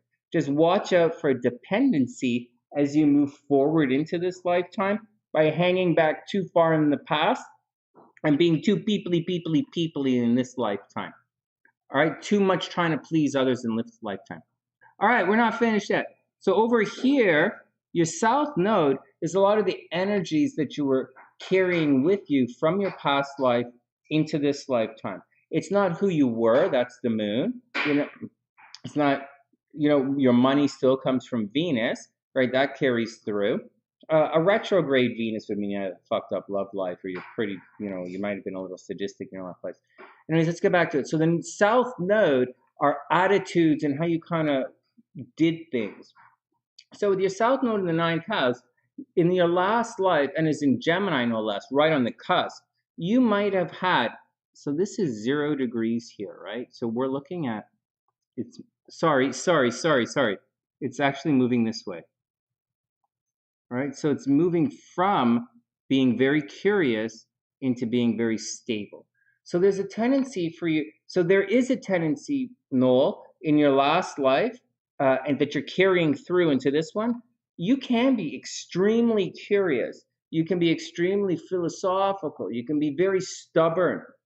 You can be very practical. Obviously, you're a Capricorn. That's not what we're talking about. You can be very practical. You can be very stubborn. You're obviously very curious. You probably like to study. You like to research, and you're in the big picture thing. That's all from your past life. In your past life was all big picture, was all asking questions. In addition to, as part of your healing process, maybe you spent a lot of time teaching in your last life, or traveling, teaching or traveling, but you probably did things very stable and steady, and that was the deal. And you always kind of default back on that. You always kind of default back on a personal philosophy, or the world, like the world is doing this. You're always default to the bigger view, but you supposed to, in this lifetime, you have to narrow it down and focus and really bring it home, right? You want to bring it right home, moving this way from Sagittarius to Scorpio. So instead of taking things like in a big picture philosophical view, in this lifetime, you need to bring it down close to home. Like, the more you take all these world ideas from your past, like you might have traveled a lot in your past, and this traveled around healing or arts. Like, if you weren't healing other people, I could easily say you were a wandering artist, not a wandering, but an artist or a musician or a dancer, or or you easily could have been working in the arts in your last lifetime. And that's the deal. Were you Jesus? No, I don't know, man. Hey, you got it, Alexis. Hey, Navi, what's up? You're always drinking behind the bushes in your mind. Oh, that's really cute. All right. So there you go, Noel. Now, there's a little bit more, okay? There's a little bit more before we finish up here. Your South Node is in the ninth house. So you have a very strong past life connection, believe it or not, with your father. Something in your past life was very connected to your father. Maybe maybe it was your father that was sick, or maybe it was there's this leapfrog kind of lineage. Maybe, I said this thing from your partner to your kids, but when you look at this, it's your father that really had some kind of influence in your past life that might be causing some problems in this life, or might be causing you maybe the problems with your, like, this chart doesn't say you have any father problems in this life. Okay, just saying, this is empty, right? So, and I don't really look up here for problems with your father, but I'm just saying in your past life you probably have problems with your father, and as such, this life you're pushing all your energy into the kids. And so that's what I'm saying. So you were probably worked in the healing field. Like, it looks like you might have actually been a doctor. You might have been a doctor. You were highly responsible, right? And your day-to-day actions were important. Taking care of other people is very important. And in this lifetime, you have to take care of the kids. In the past life, there were people who tried to fuck you up behind the scenes. In the past life, you dealt with a lot of pain and a lot of suffering. You were around a lot of pain and suffering. There was also a problem with your father in your past life, and you're bringing all that forward. All right. So we want to know if you're a boy or a girl before we book out. So you were a you were a girl, boy, girl. Oh, you were totally, Noel. You were totally. Noel,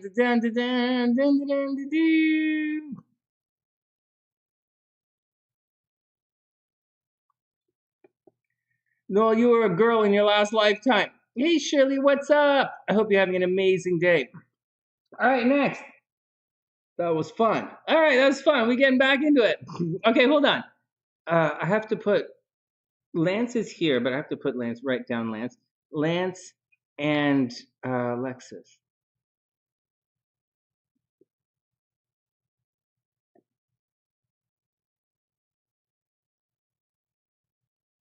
Thanks, Shirley. It's great to see you, Shirley. Yeah, Stream Elements, the new bot. Hey, Sunny DJ, what's up, player? Welcome back, welcome back, welcome back. Hold on. Noel, you might have been Jesus. It, maybe. No, you never know. Okay, let's put Alexis's name here. So Alexis is here.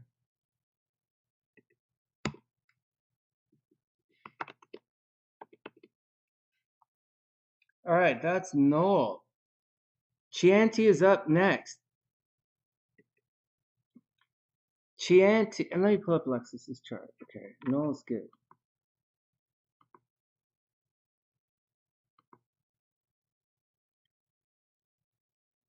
I didn't write down Chianti in here. All right, all right.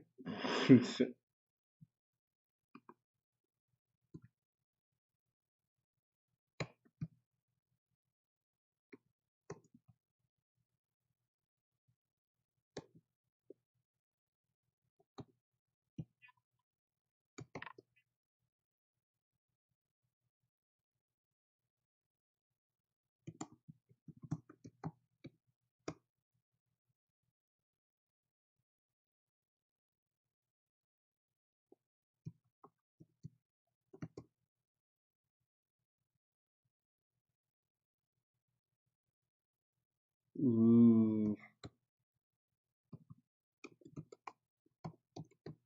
Oh, we did it. Oh my God. Every time I go through this, I'm like, fuck, fuck, fuck. And then we see the green light and I'm fine. Hold on. Chantilly is hold on, 6:25 a.m. I did it. June 4th, 83. I did it. Lubbock, Texas. We did it. All right, good. Save. Oh man, that was tense. Okay, save. SunnySide. Oh man. Okay, everybody chill. Let's pull up Lexus's chart while we're at it. That is crazy. Hey Lexus, did you see the horoscopes? I mentioned you in the horoscopes. I talk about if there are any Sunnysiders that have an Airbnb. That was you. All right, here we go. Lexus is here. Okay, so who's up? Okay, so here we go. Chantity is up. Chantity, did you want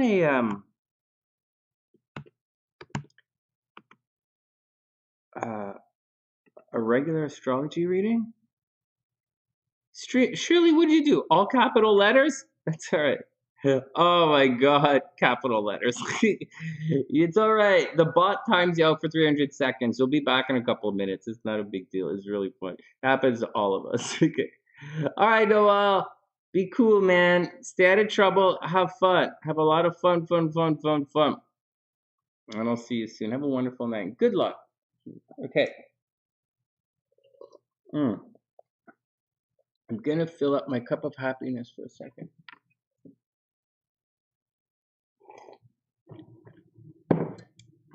And Chantiti's up. Okay, Chantiti, are you there? We're gonna do a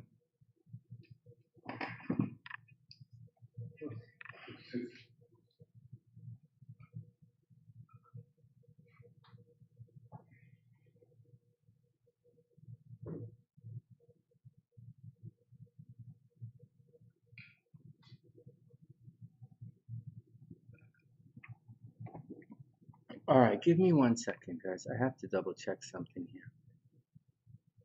Oh, natal report. All right, what's so complicated about this?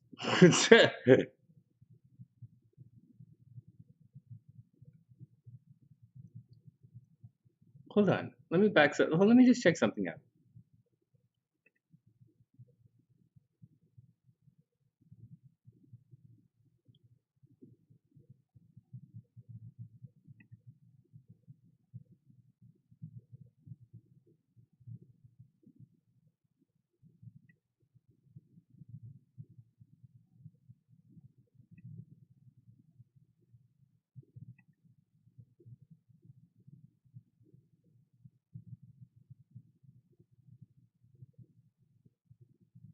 Oh, this is really neat. Actually, Chantiti, she didn't send me for readings. She wants me to send her reports, her astrology reports. Oh, that's really cute. All right, well, I'll make sure I do that. I have to send her reports or I'm going to forget. If she's here, I'll read her charts. If not, we'll move on to Lance. If she's here, I'll read her chart. If not, I won't. Oh, bummer. Oh, that would have been so cute. Okay, Chantity, I'm gonna pass. And then,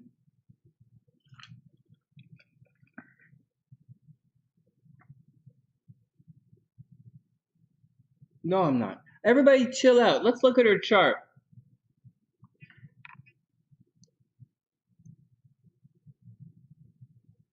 I don't want to look at her chart. Like, I want to look at her chart.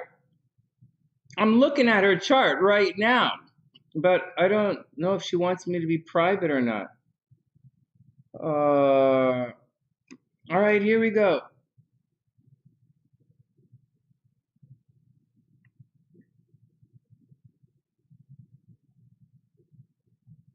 All right, let's read her chart. Let's not read her chart. Let's move on. Lance is up.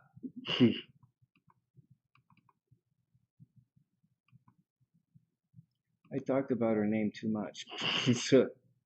Well, guys, you guys would be surprised. Hey, guys, you guys would be surprised at the amount of people who ask me to read their chart live and then get pissed off that I actually read their chart live.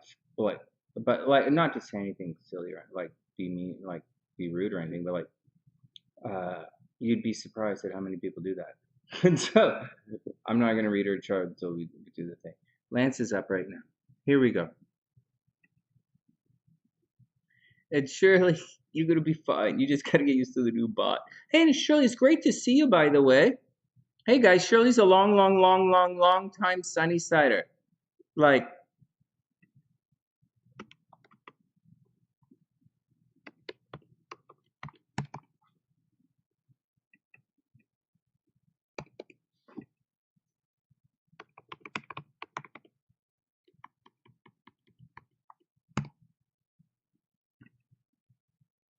all right, Lance. Lance, we doing your past life?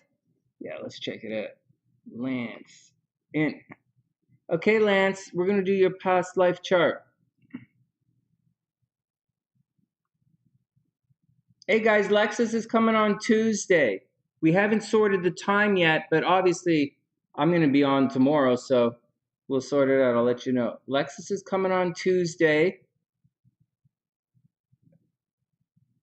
I haven't really figured out the Zoom yet. Like I have the Zoom, but I usually create screens and different scenes, right? I come from a different kind of background. My technology background is like I'm up with the technology, but my brain, I go about things in a very 1980s, 1990s kind of approach to film.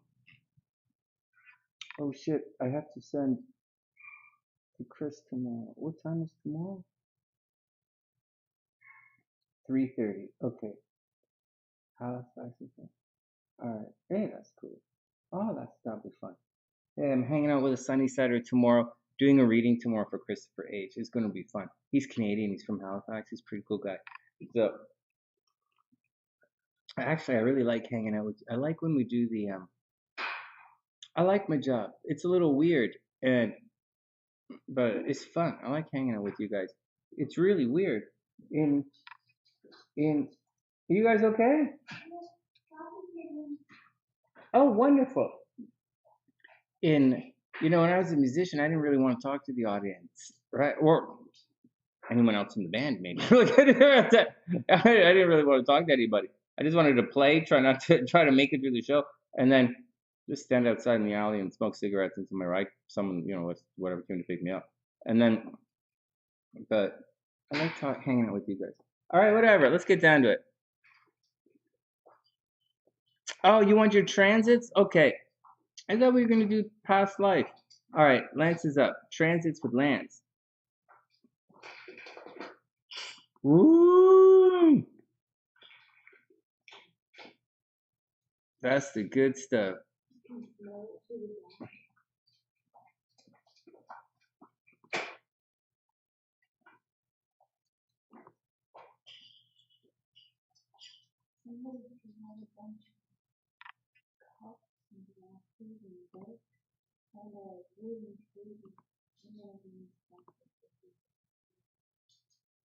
Sure.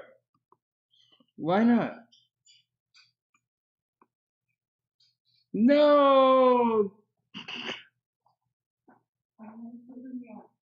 I'll tell you a secret. That's how my mom became rich. That's how she did it. That and taking some big chances in life. My parents took some big chances that most people don't take. Yeah, it's all cool. And then she sold out that stuff last summer when she got sick, right? She made all that. She made some money.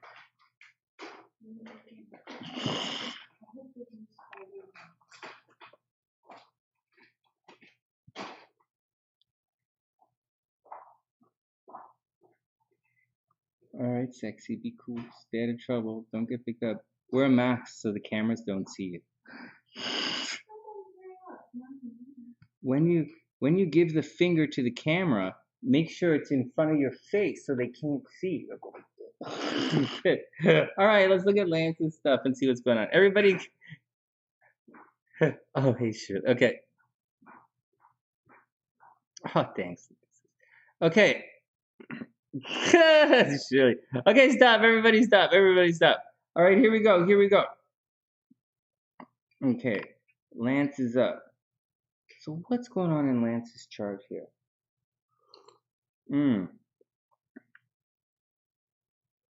Wow, that's amazing. Hey, watch this. Let's back this chart up a bit. Okay. Let's just take a second here and back the chart up a bit. So you guys see this? Let's just point some things out and find some dates. So this node is actually traveling in this direction. That means that he's already gone through his node return, right? Not return, his node opposition here. This is an opposition in nodes. Let's see what other things are going on in his chart.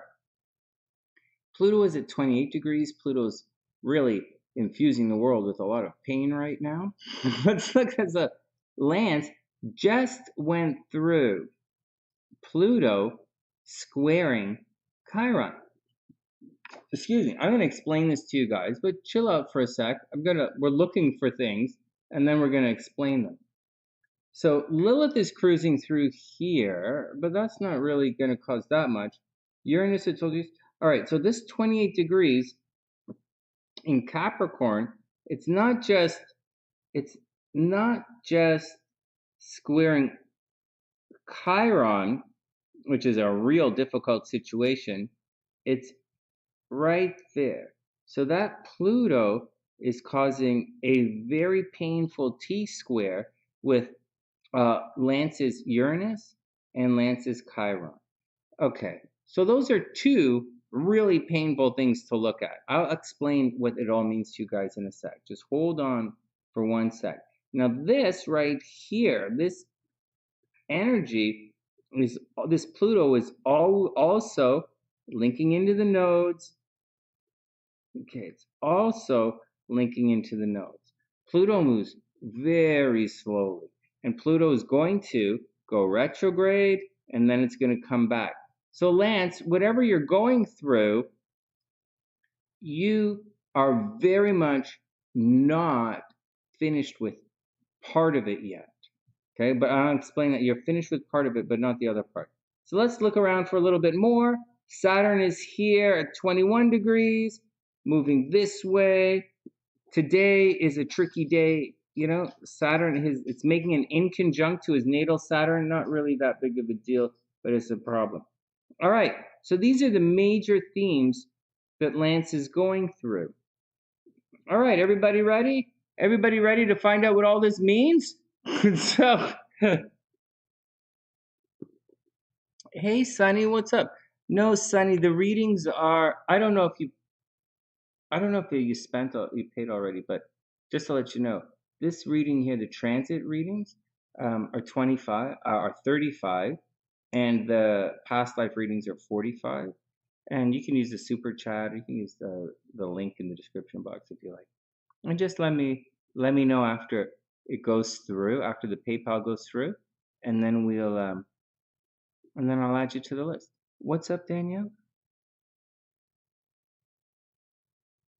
What?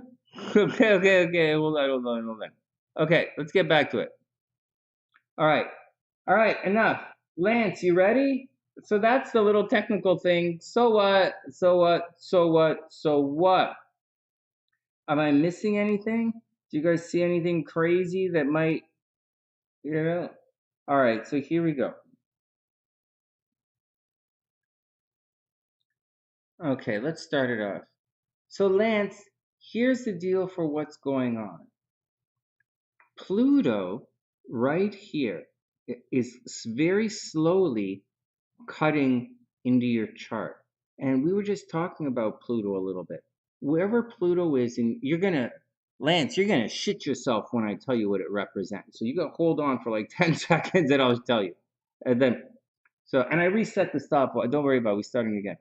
So Pluto is going to go back and forth, right? It's going to go retrograde and it's going to come back. So you're not out of the woods yet. You're out of the woods as far as the node thing is concerned, but as far as Pluto, you're not. Now, Pluto is going to absolutely tear things down. It's going to take away, it's going to tear down, it's going to destroy it. And once again, if it was Saturn, right? Everybody's, oh my God, Saturn sucks. And Saturn actually sucks over here for you, but we'll get to that in a sec. But the Pluto kind of destroys things. Whether you want it to work or not work, it destroys things. And I'll give you an example. if Saturn was in the 4th house, you know, you'd have like some kind of problem at home, and you'd have to really address that problem. It's a nagging, ongoing situation that's going to take away from your home. If Saturn was there, it might mean the parents get sick. It might mean, you know, you got to paint the walls, or you got, you know, it's taking some of your problem. But that's not where Saturn is right now. And Saturn is, you'd have to address it with some hard work. It's actually, it's actually Pluto. And Lance, be prepared to tighten your adult pampers, because that Pluto is totally donkey fucking, which is not the worst thing in the world, but except in this situation, it is totally putting the holy moly right in your home. So Pluto is absolutely destroying your family structure. Pluto might Pluto making all of these squares might have caused a situation where like a tornado might have hit your house, man. Like, I don't think you were in any. You could be in Hurricane Alley or something, right? Like, you guys have to watch for. Do you guys have to watch for hurricanes? But like, anyways, Pluto there could. You might have to sell the house. You might have to like just tear it down. You might have to move. You might have to rebuild a house. Your mom might get sick, you know. But whatever it is, there is a major Pluto cutting through almost to the point of ending at home. So I don't know if you're moving or not or anything, Lance, but it's not necessarily moving. It's kind of like tearing down the house and rebuilding the house. So, hey Steve, what's up, playa? Divorce, divorce is different. Divorce is like, dude, you got like, you know, like there's a lot of there's a lot of there's a lot of pain right now happening in your marriage, right? Chiron is right here causing pain. And these guys, actually, I wrote about this in the horoscopes. These guys are going to cross shortly. Okay, Lance, these guys are going to cross Chiron shortly. So let's all chill out for one sec. The sun is looking at Lance's relationship. And the sun and Mercury's talking about it. Okay, so this relationships and legal battles, okay? Open enemies, relationships and legal battles right here, okay, guys? No confusion here in the charts. The sun is, we're all looking at it. You know, Lance going to be looking at his relationships. He's going to be looking at legal battles. Mercury's there. He's going to be talking about it, relationships, talking about legal battles. Now, these two guys are going to cross Chiron. And when these two guys cross Chiron, for everybody in the world, there's going to highlight a particular pain. And this highlighting of a particular pain happens every year. However, for Lance in particular, this pain that is going to be highlighted is happening in legal battles, and it's happening in committed relationships. So there is a major possibility that, yeah, you might get, the big D, man, the big divorce might actually happen. Now, none of these planets transiting actually indicate a divorce. Okay, so everybody be cool. The sun transiting the 7th house indicates you're going to be focused on your relationships. Mercury means you're going to be talking about your relationships. Chiron indicates a pain or a major wound in relationships, in legal battles right now. So that's what it means. For me to think divorce, I usually think divorce is along the lines of like Mars. Maybe divorce is going to be a Saturn thing. If I saw Pluto in there, or if I saw anything, any of these guys making aspects to stuff, then I would say a divorce is coming. Also, in addition to that, I might say a divorce is something going on up here. Right? And actually, you have Uranus up here. This is going to indicate sudden and unexpected changes in shared and joint finances. So that, like the very clearly indicates a shakeup there. Actually, that's what I'm trying to tell you, Lance. So forget the home thing for a second, and let's just get back to the Pluto thing for a second. So Pluto is tearing things up at home. It's tearing it down. It's tearing it apart. There's a big structure happening at home, and that is going to cost you. It's going to unexpectedly cost you money. There are times when you unexpectedly make a lot of money, but this time right here is probably going to majorly impact your income, right? It's here in the second house, and it's going to also majorly impact your shared income, which is the money that you share with other people. So this is paying for the kids, right? The eighth house for you is going to be paying for the kids. It's also going to be a situation of like child support, alimony, bills, all that crap. You're going to find out about that stuff. You're going to find out next month. So I don't know that this month is the divorce date. I would think the settlement, well, right now you're looking at it, but I think next month, if you're getting divorced, that's when settlement is due, actually. That's when I would say settlement is due. But I'm going to tell you something that you have to watch out for. So Lance, in addition to all of that stuff, there's more. So that's a square, right? So that square is wrecking your money.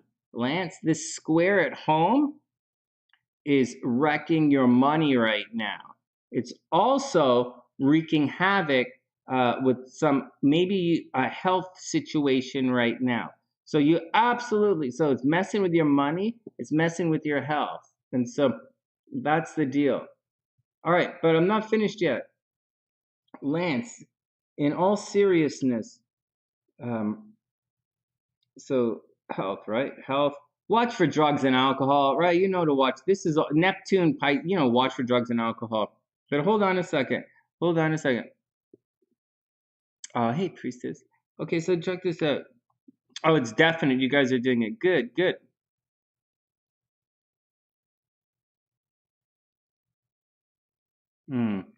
All right, so watch this. So, hey, Lance, one of the things you have to watch out for in a major, not joking kind of way is right here, I think. Hey, so Lance, you're not going to want to hear this. I could tell you anyways. So the first week of April, so first, okay, first,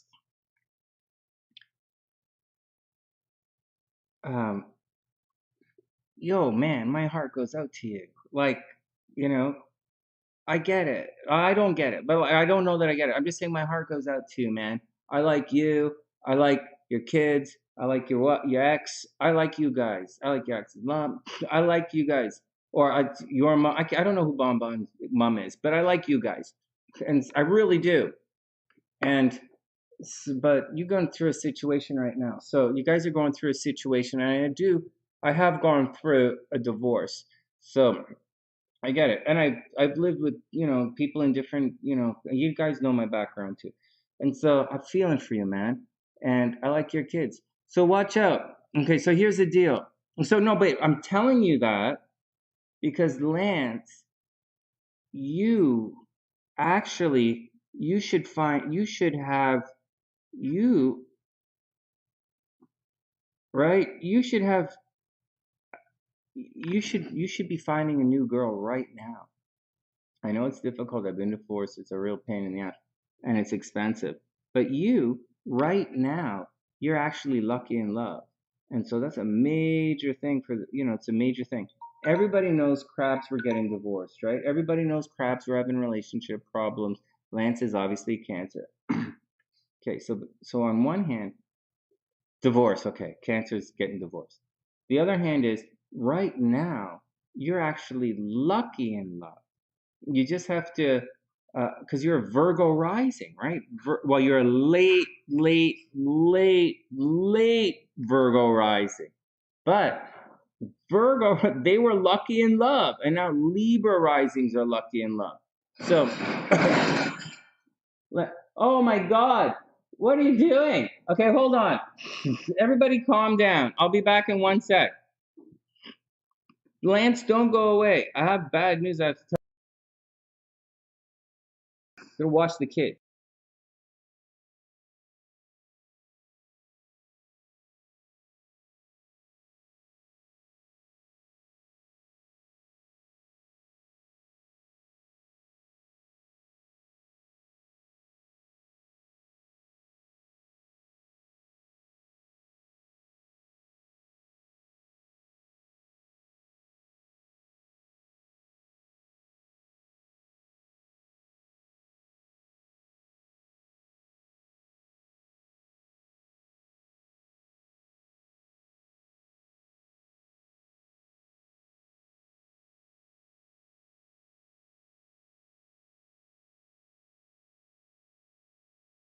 Pardon me?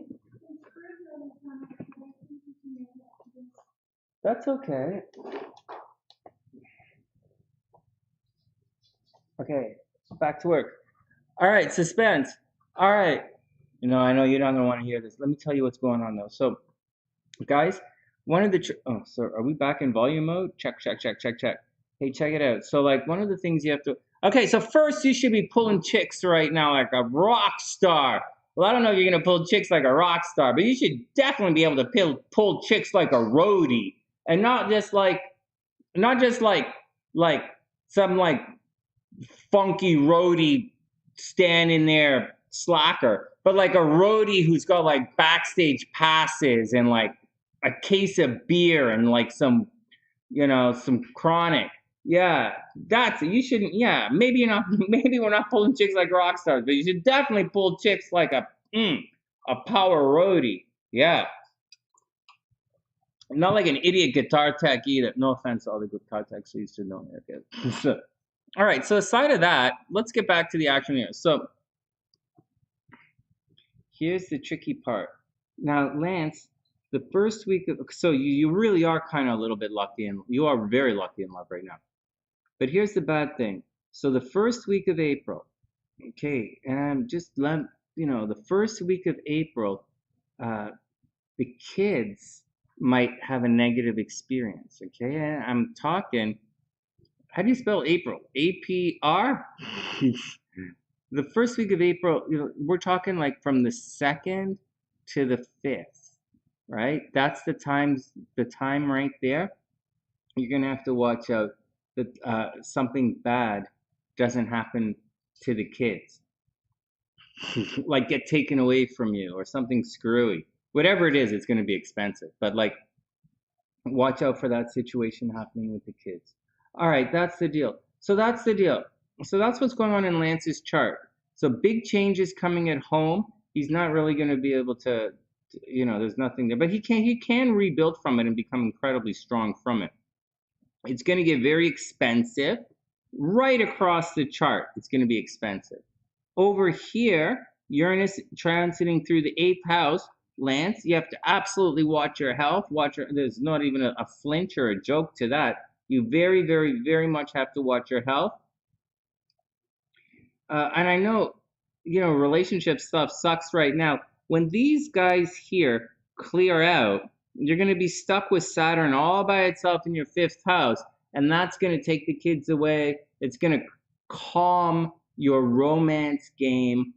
And it's going to be a little shitty in the love game until the end, until the end of the year when Saturn clears into Pisces. See, it's only 2 degrees. When Saturn moves into Pisces, then your love game is going to get a lot better, and you don't have to worry. You're not going to have to worry about it anymore. But that's what's going on right now. Love is a bitch. Love's a bitch. Money's a bit of a bitch. No, relationships are a bitch. Love is actually okay. Not great, but it's a different vibe in love. Now, this is a bit of a tricky thing here. This is you're moving around and communicating and, higher values, inspiration in the world. And it's very topsy-turvy right now, right? You have to watch out for traffic accidents in a very sincere way. Traffic accidents, computer problems, the entire deal.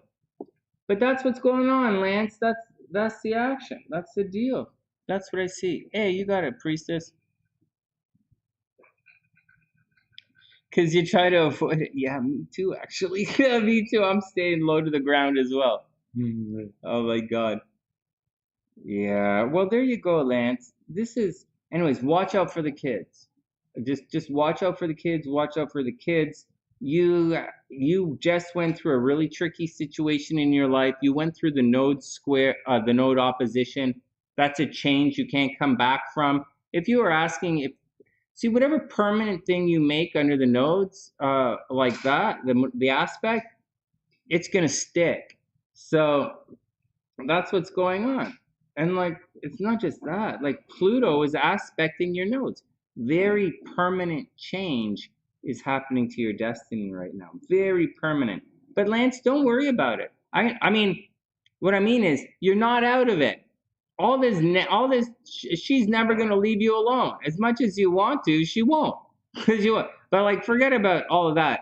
I'm just warning you something about you and the money and the house. Pluto's gonna go retrograde and then it's gonna come back. So all that stuff, you, the money, and the house, those problems are gonna come back. Kids, problems with kids, not gonna come back, but just regular problems with the kids. But like this big squarey thing that's messing you up, that's coming back. All right, next. Down spark. Oh, thanks, priestess. That's really sweet. All right, Lexus is up.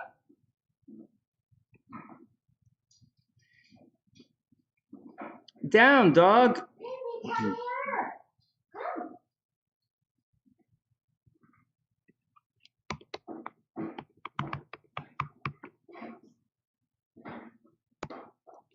So don't buy a house. Oh, no, not at all.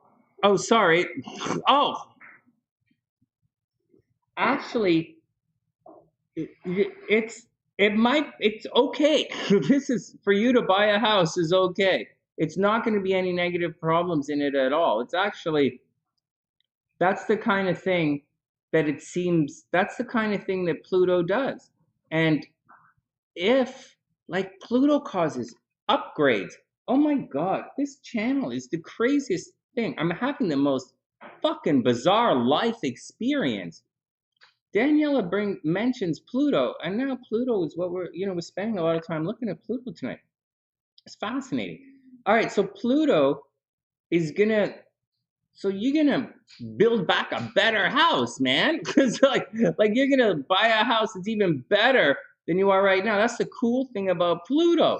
So you can't always do it right away because Pluto's so slow. But like, if you do it, it's gonna be awesome. Like look at this. I'm a Scorpio, right? This is my third house. I still haven't fixed my video software that went down during the Pluto thing. I just haven't fixed my video software. That's the third house. I haven't really, I've been slowly changing some of my video styles and slowly changing the structure, slowly tearing down. I deleted, I set to private about 1,500 videos. So like, I'm really doing the Pluto. That's my Pluto in the third. For Lance, it's happening at home. And, so Lance, slow, steady change at home. If I were you, well, I don't know what you're doing, but like, if you're looking to buy a place, Pluto is kind of a tear down a place to renovate it to make something really good. That's kind of the Pluto vibe. This might be a really, really good move for you. All right, next. I really think you should do it, man. All right, let me get out of here. Anyways, just Lance, watch the kids, okay? The kids, this is all kids. It's kids and dating, babies making babies. It's not the best dating time for Libra. You should watch your Libra horoscopes. You should watch your Libra horoscopes because of the way your chart is set up, because you're such a late Virgo. This is not really the best of times for Libra, even though I'm saying it in relationships. Because in this right here, Mars is going to cross Saturn, and it's going to cause problems. It's going to cause breakups and problems with children. All right, come on, Sparkle, give me a kiss.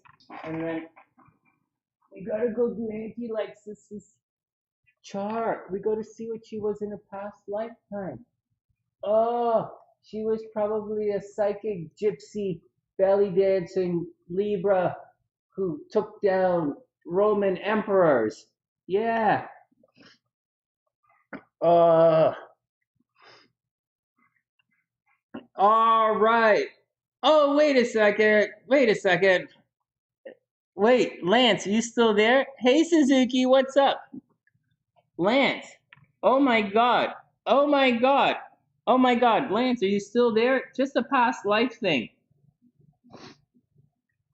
The moon conjunct Mars in Aquarius in the 5th house. You're not going to believe this. This means you used to oil massage gladiators in your past life. Really? What? I always thought, I always knew I was good with my hands, Sonny. Yeah, you used to oil gladiators before the fight. Fuck you, Sonny. Why are you so accurate? I know I was working with my hands. Yeah, come on, Spark. Oh, I love you so much. You know you could change the world? It only takes one little baby spark, and you could change the world. Yeah, not always for better, but like you could change it. Down you go. All right, let's do it. Lexus is up. Oh my God. Damn you, Sonny. Why are you so accurate?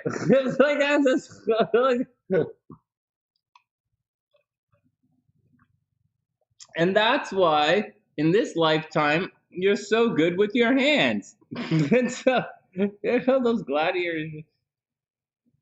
All right, next.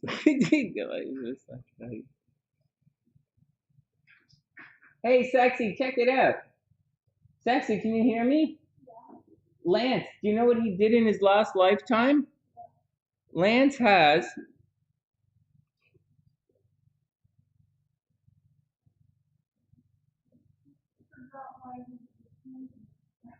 Pardon me?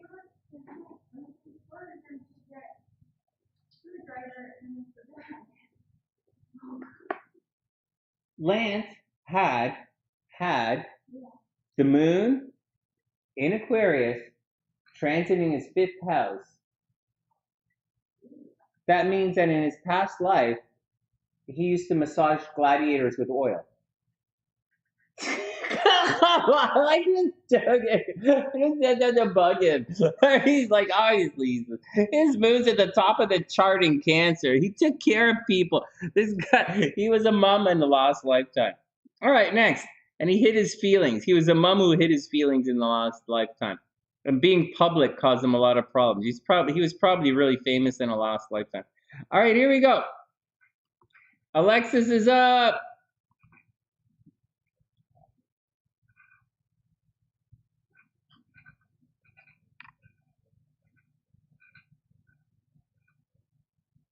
Oh, I know Alexis's chart. What do I do? Oh my God. Alexis, your destiny is to massage. Your destiny is to massage gladiators in this lifetime. You get that from the moon or the sun, Sonny? Oh my God, because you're a Libra. Your job is to massage. Stop it. I can't stop it. I can't stop it. I can't stop it. Sparkles and petals creates phenomenon. I thought. Lance has to go wash his hands now. Oh, I thought I was born with unusually strong forearms. I thought my grip was unusually strong. Because you might gotta. Okay, stop. Let me get back to work. Okay, stop. All right, we gotta look at. Okay, stop. Mars conjunct. Yeah, definitely. Okay, hold on. All right, hold on.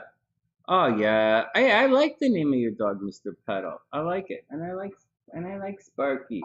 She's a girl dog, so I call her Sparky. And she's like, she's a little spark. She's spark plug. She's really cute. She's a little spark plug. All right, here we go.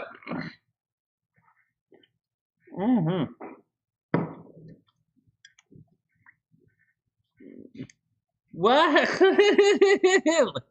Gladiators are all fun. What is it? I don't know. I don't know, Lance. It's either gladiators or a loose collection of college guys. That part of the chart, the fifth house. I'm just saying. No, let's get on. Let's get on. Alexis is waiting patiently. Hold on, Alexis. Let me put a timestamp in so we don't miss it. So we can come back. And then we'll look at priestess's stuff.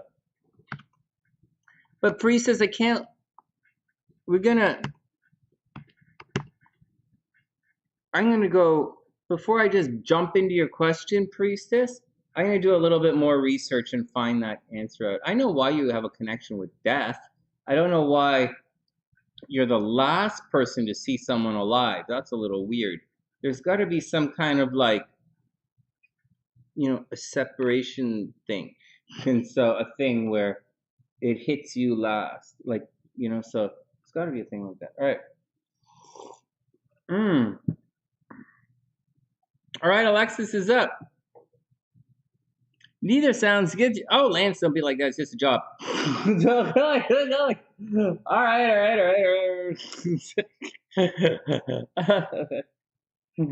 All right, next. Lance, it could be worse. You could have to play in the band. you could have been Lance. It could have been a lot worse. At least you could have been a jazz musician in a previous lifetime. I tell you that. The rewards of being a jazz musician, it's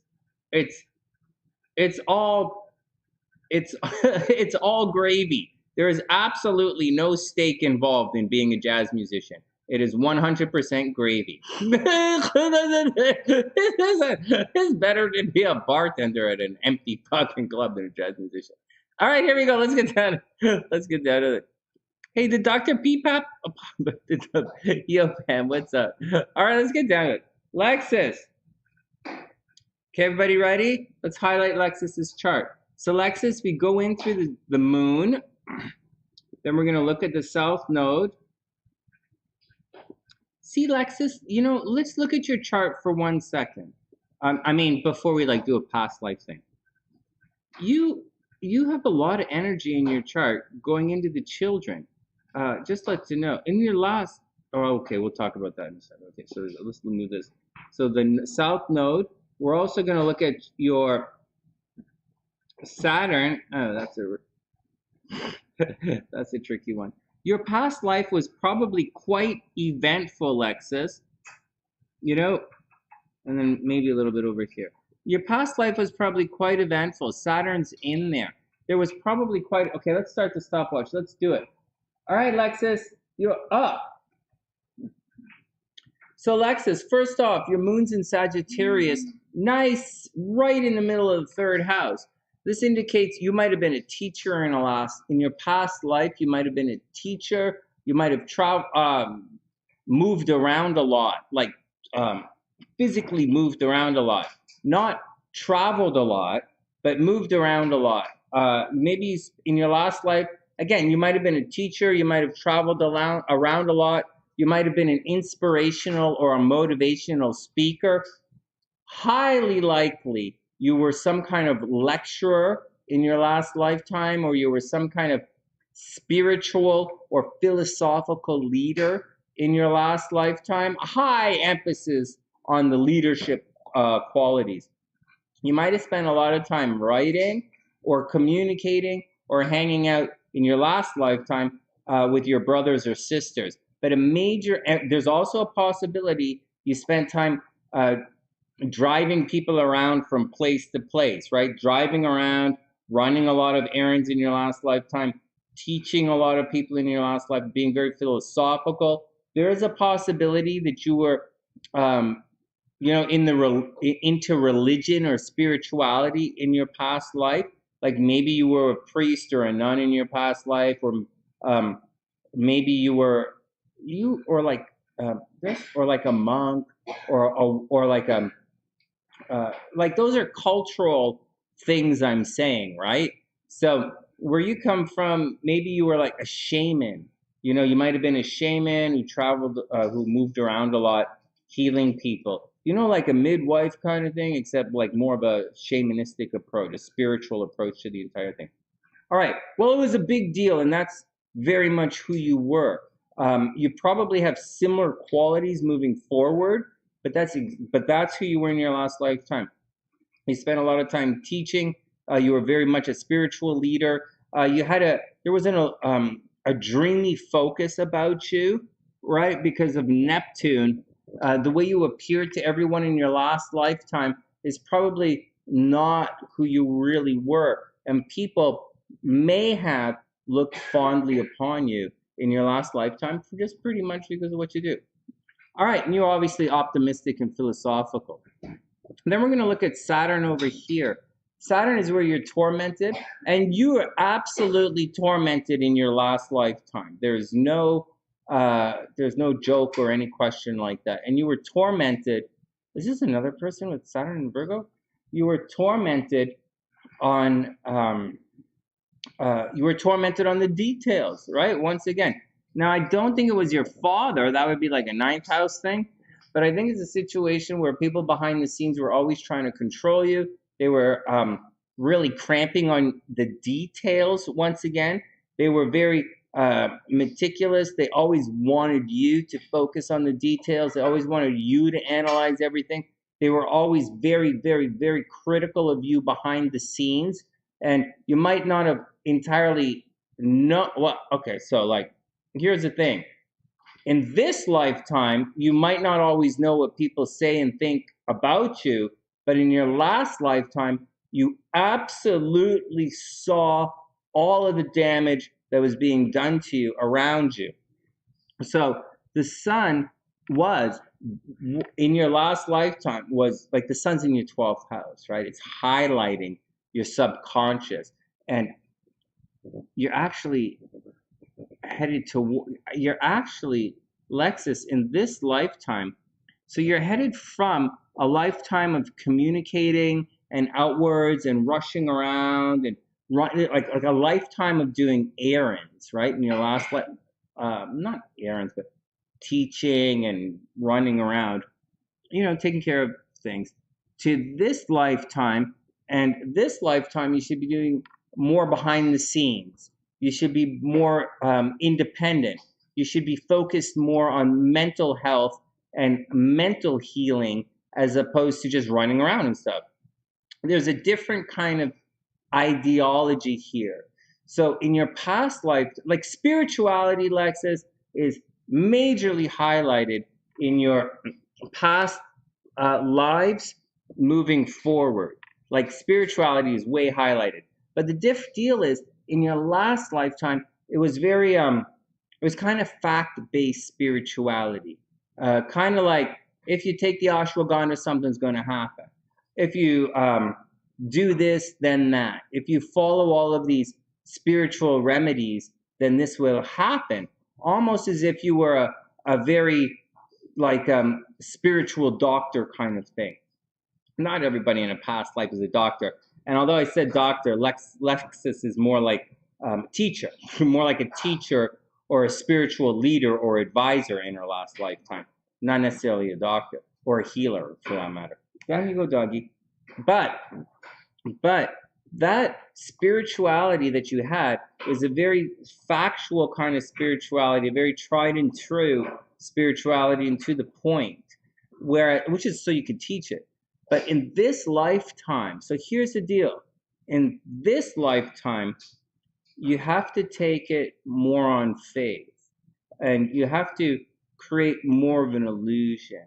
So like, I've looked at your chart before and I want to say things like, hey, Chaley, what's up? It's great to see you. I hope you're having a wonderful, wonderful day. So here, I'll get back to you guys in a sec. Sure, Chaley, you got it. And so, hold on. Pause. Stop. Everybody pause. Doggy down. Stop. Okay, sit. Let her sit. Okay, so, hey, so Lexus, I'm always kind of pushing you a little bit. You got it, Chaley. Let me just pop you in the description box. You'll be up after a a tarot reading. And Chaley, can you type in your birth information, please? And then we're going to get back to Alexis's chart. Chaley, can you just, and whenever it's there, I'll put it in the description box. She's okay. Let her stay. All right, so here we go. Let's get back to it. So, Alexis, I'm always, saying the clear things up. Oh, thanks, Daniela. That's really sweet.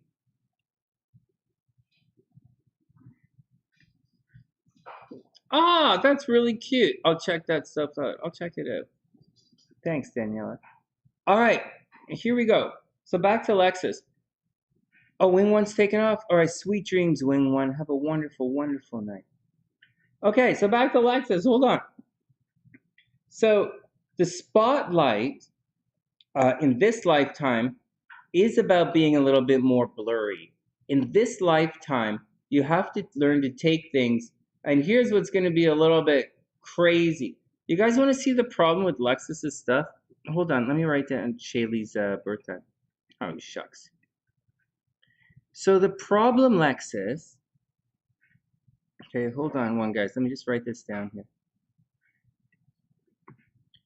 So the problem with Lexus's chart is that, and I didn't get to it quite yet, but we're going to get to it right now, is the South Node is over here in Pisces. And the South Node, it means in the 5th house of kids and children and creativity. And so what's happening is there's a tendency for to be a little bit blurry. There is a tendency to be a little bit blurry, a tendency to be a little bit vague, a tendency to be like the South Node in Pisces is going to be a little vague. It's going to be blurry. It's going to muddy things up. Wherever the South Node is, there's always a problem. I don't know how people say, do the South Node, the South Node is South Node. The South Node is always a problem. Lexus had problems. Lexus has problems with children in every single lifetime. And the nodes, I don't know why people think some of the nodes, some of the function or the actions or the behaviors of the nodes are a choice, because they're not. The karmic result is a choice, but the initial effect is not. In her past life, there's a major, Lexus is drawn towards, you're drawn towards the node. Imagine that the node is like a black hole gravity field, and it's always sucking you towards it. And you're like, fuck, I don't need this fucking drama right now. And so that's the South Node. And the North Node is like, fuck, I thought that shit was pretty good. I don't need this fucking drama right now. That's the North Node. And so Lexus had that. In her past life, she absolutely had that with her children. Always taking care of children, but it's not just taking care, it's Pisces. So drugs and alcohol are going to be a problem. It's also partying a little too hard, but it's also healing other people. So Lexus can give people the benefit of the doubt. Definitely gets a little bit blurry sometimes. And extremely creative. She's still creative, was creative in her last time, and she probably liked to heal people. And that association that with the kids is plowing right through. Now, here's the deal. She has to not see, this is not just kids. This is also romantic partners. And this is also not Venus, it's not Mars, it's not the sun, it's a different type of energy, it's the node. And so in her past life, she capitulated, she gave in too much to romance and the children. She just gives into romance and she gives into kids all the time.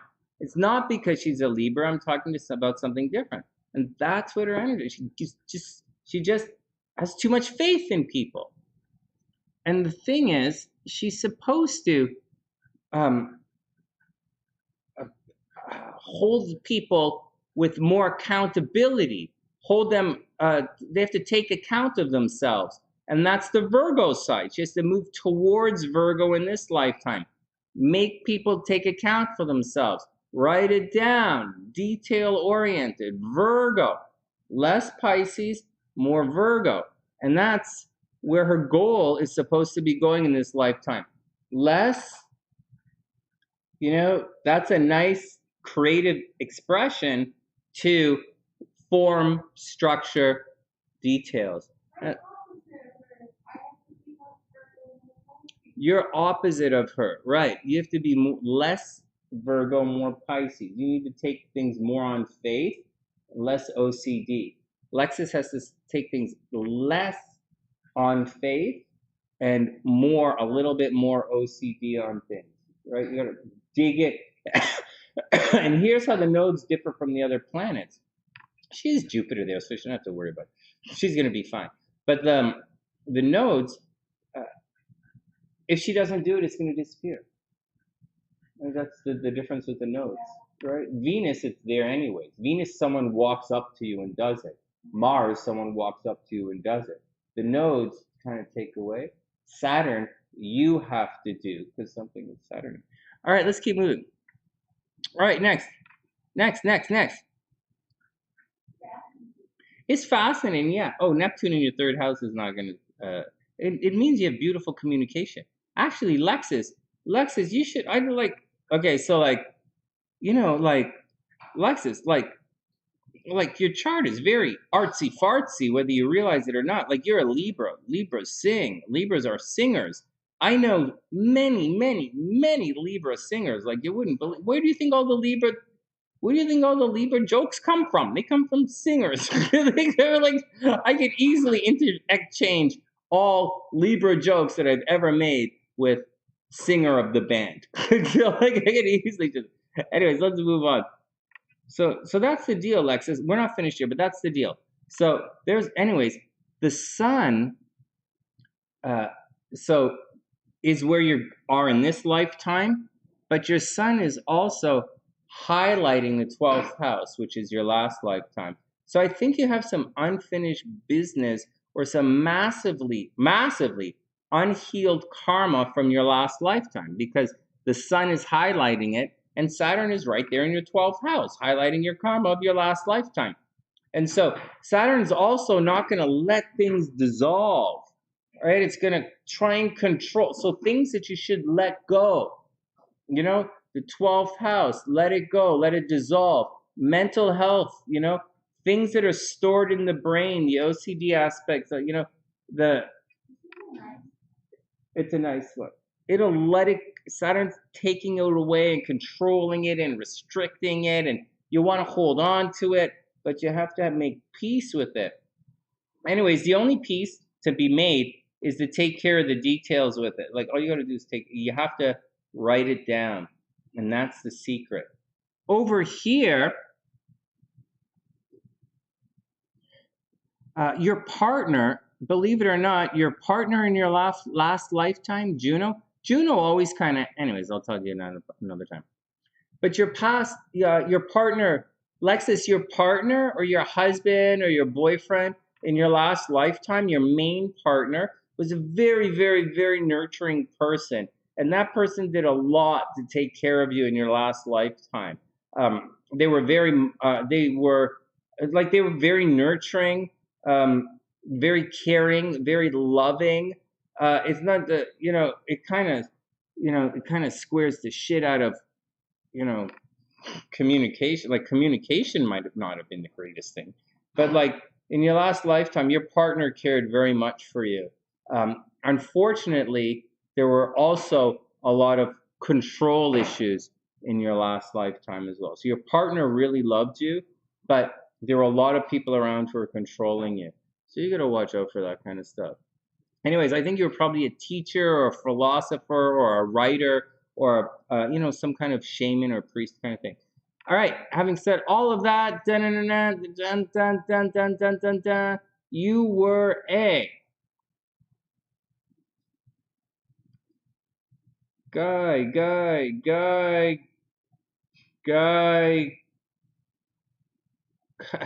You were 100% Lexus. 100% a guy in your last lifetime. Lexus, you were totally a guy in your last lifetime. Yeah. In real estate. No, Lexus, like it's like such, your chart is like Libra's saying, you know, you really, we got to move on. You really have it in your chart. You really have artsy fartsy in your chart. Lexus, you have artsy fartsy, spirituality. Okay, so you do. You have a lot of spirituality in your chart. You have artsy fartsy in your chart, and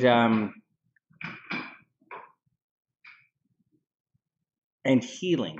A little bit of healing. You have artsy fartsy, like real artsy fartsy, not like kumbaya, flake artsy fartsy like me. You have like famous songwriter artsy fartsy, and you have artsy fartsy, healing, and spirituality are majorly highlighted in your past lives and in this life. It's carrying through. This lifetime, Lexus, you do have more of a Libra focus, right? Like you're Libra, like a very super Libra. But in your last lifetime, it was more artsy farts, you know, artsy, spiritual kind of philosophical kind of thing. And you were a guy in your last lifetime. All right, next. See more Libra thing this lifetime. Where last time was more Sagittarius kind of pontificating kind of thing. Very cool. All right, I'll send you a message, Lexus, about what time on Tuesday, but I'm pretty open. In this lifetime, oh my God, you should focus on okay. Well, here's the deal. It depends. If you're looking for career success, you should be an entrepreneur. No questions asked. If you're looking for career success, you should absolutely be an entrepreneur. You should put yourself first. I would have, even though all that stuff is in Libra, I don't recommend you being a lawyer, right? Because it's in your first house. Like, what the fuck? You're not going to help anybody in your first house. No, Alexis, you should be, I think you should be creative, create stuff, and sell your stuff. That's what I think. I think you don't have to worry so much about structure. You see, Mars is in the 10th house, so you're going to worry about structure. You know, and the North Node is in Virgo. You're going to worry about setting things up for the long term, and you're going to very, very much worry about the big picture. But you should not worry about the big picture. You should worry about, you know, like instead of recording an album, one song and then shoot it out. One song, shoot it out. One song, shoot it out, and don't worry about it. Like, I'm not saying that because of career advice. I'm saying that because your chart. One song, shoot it out. One project, shoot it out. And if you do, you know, and you could do a lot of little projects, because your Mars is at the top of the chart. So you're not going to focus long term on projects. You're not going to you'd start a record company, but then you would lose interest. This chart loses interest. Lexus, this chart, you see, you're going to lose interest. Your Mars is not in the 5th house. You know, it's not putting energy into the South Node. Your Mars is putting energy into publicity, into the entertainment industry and publicity. So you could like be a publicist, right? Like you'd be really good as a publicist. Lexus, go be a publicist. That's what I think. Lexus, you're really young. Lexus, you're still really young. You should go start a publishing agency, where you're yeah, like SLC says, like Gossip Magazine, or like you know, make a lot of connections and, you know, pitch like my publicist is really expensive. He's really successful, and I met him through the Freemasons, obviously, or he was introduced to me, and so and he really helped me with major North American exposure at times. So there you go. So there you go. And I think you would be a major awesome publicist because you like to sit behind the scenes, you like to work the phones, you know, and you push the 10th house of publicity. All right, let's get out of here. That's what I think.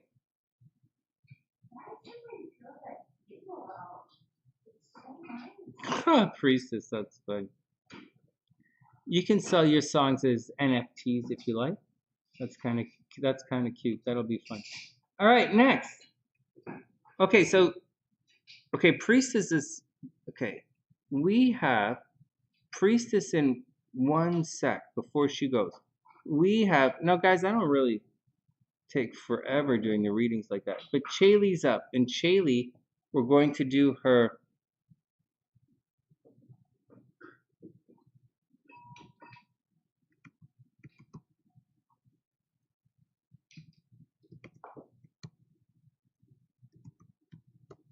Oh shit, that doesn't go there.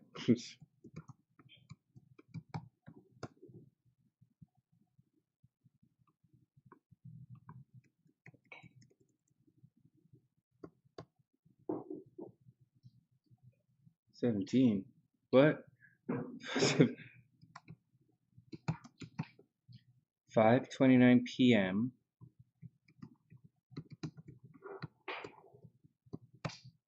I want to go to Salt Lake City. Okay, March 16th, 1984. 5:29 Salt Lake City. Here we go. Chaley's up. But I don't really drink alcohol. I don't really know that that'd be a good place for me. All right. Pardon me?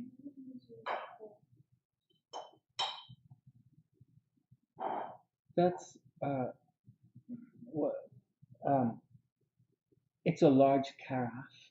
But what do you put in it? You put things like olive oil. You would hold olive oil in there, or you would hold like wine in there. Right? Or you could put orange juice in there. Hold on. Hey guys, I got a question.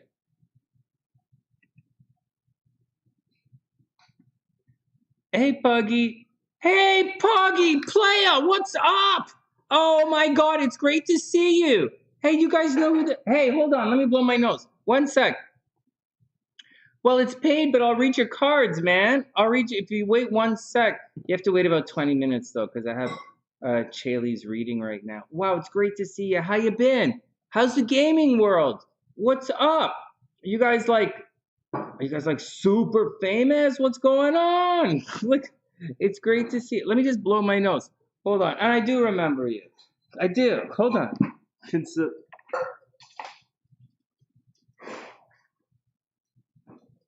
Hey, one of my old long-time SunnySiders is in the house. I think he's over in Europe, and he has or he might be in the United States, anyway, but he does live stream gaming, and he's a commentator. Yeah, and he runs teams. You know, I don't really know how the whole system works, right? But he runs a bunch of guys. It's cool. That's cool, man. It's great to see you. We changed some stuff on the SunnySide. You know the way it's been around here. All right. I remember you, man. All right, everybody be cool. Okay, everybody be cool. Let's read Chaley's reading, and then Puggy, I'll put you on the list. I'll read your cards, but you're gonna be, we're almost done for the night. So you're gonna be after HPriestess, and she actually paid it forward for everything, so don't worry about it. So I'm gonna do Chaley, then Priestess, and then I'll read your cards. Priestess cards, and then your cards. All right, Chaley's up.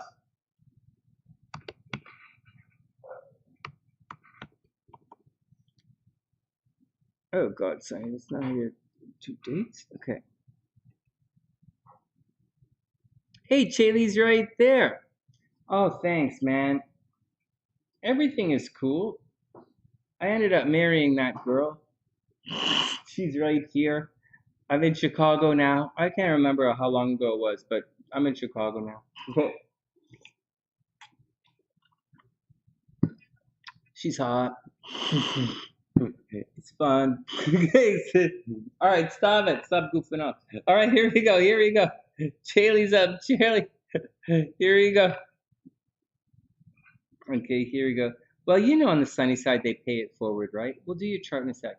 Okay, we're gonna read. We're gonna read your tarot cards in a sec. Okay, so Chaley's up. These are about 10-minute mini readings.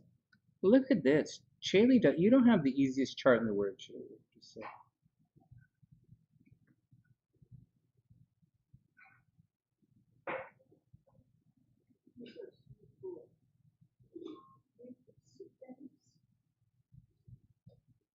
Yeah,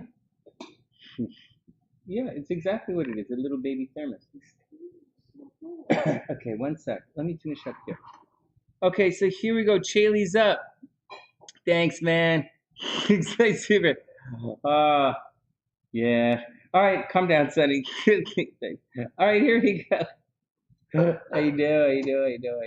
Well, it was either that or get a real job, and like that I wasn't gonna take. So, all right, here we go. Before I start, okay, so these are 10 minutes. Before I start the stopwatch, I just want to point something out in Chaley's chart here. The nodes aren't really, they're at 10 degrees, right? So they're not really squaring the moon. It's close, but not really squaring the moon. And it's not really squaring the sun or Venus here, but it is squaring Lilith. And Lilith tends to be your sexuality. All right, let's start the chart. Okay, let's start it. I'm going to get back down to it in a sec. We'll really get in. Now, Lilith is causing a square to the nodes. Square to the nodes are bad.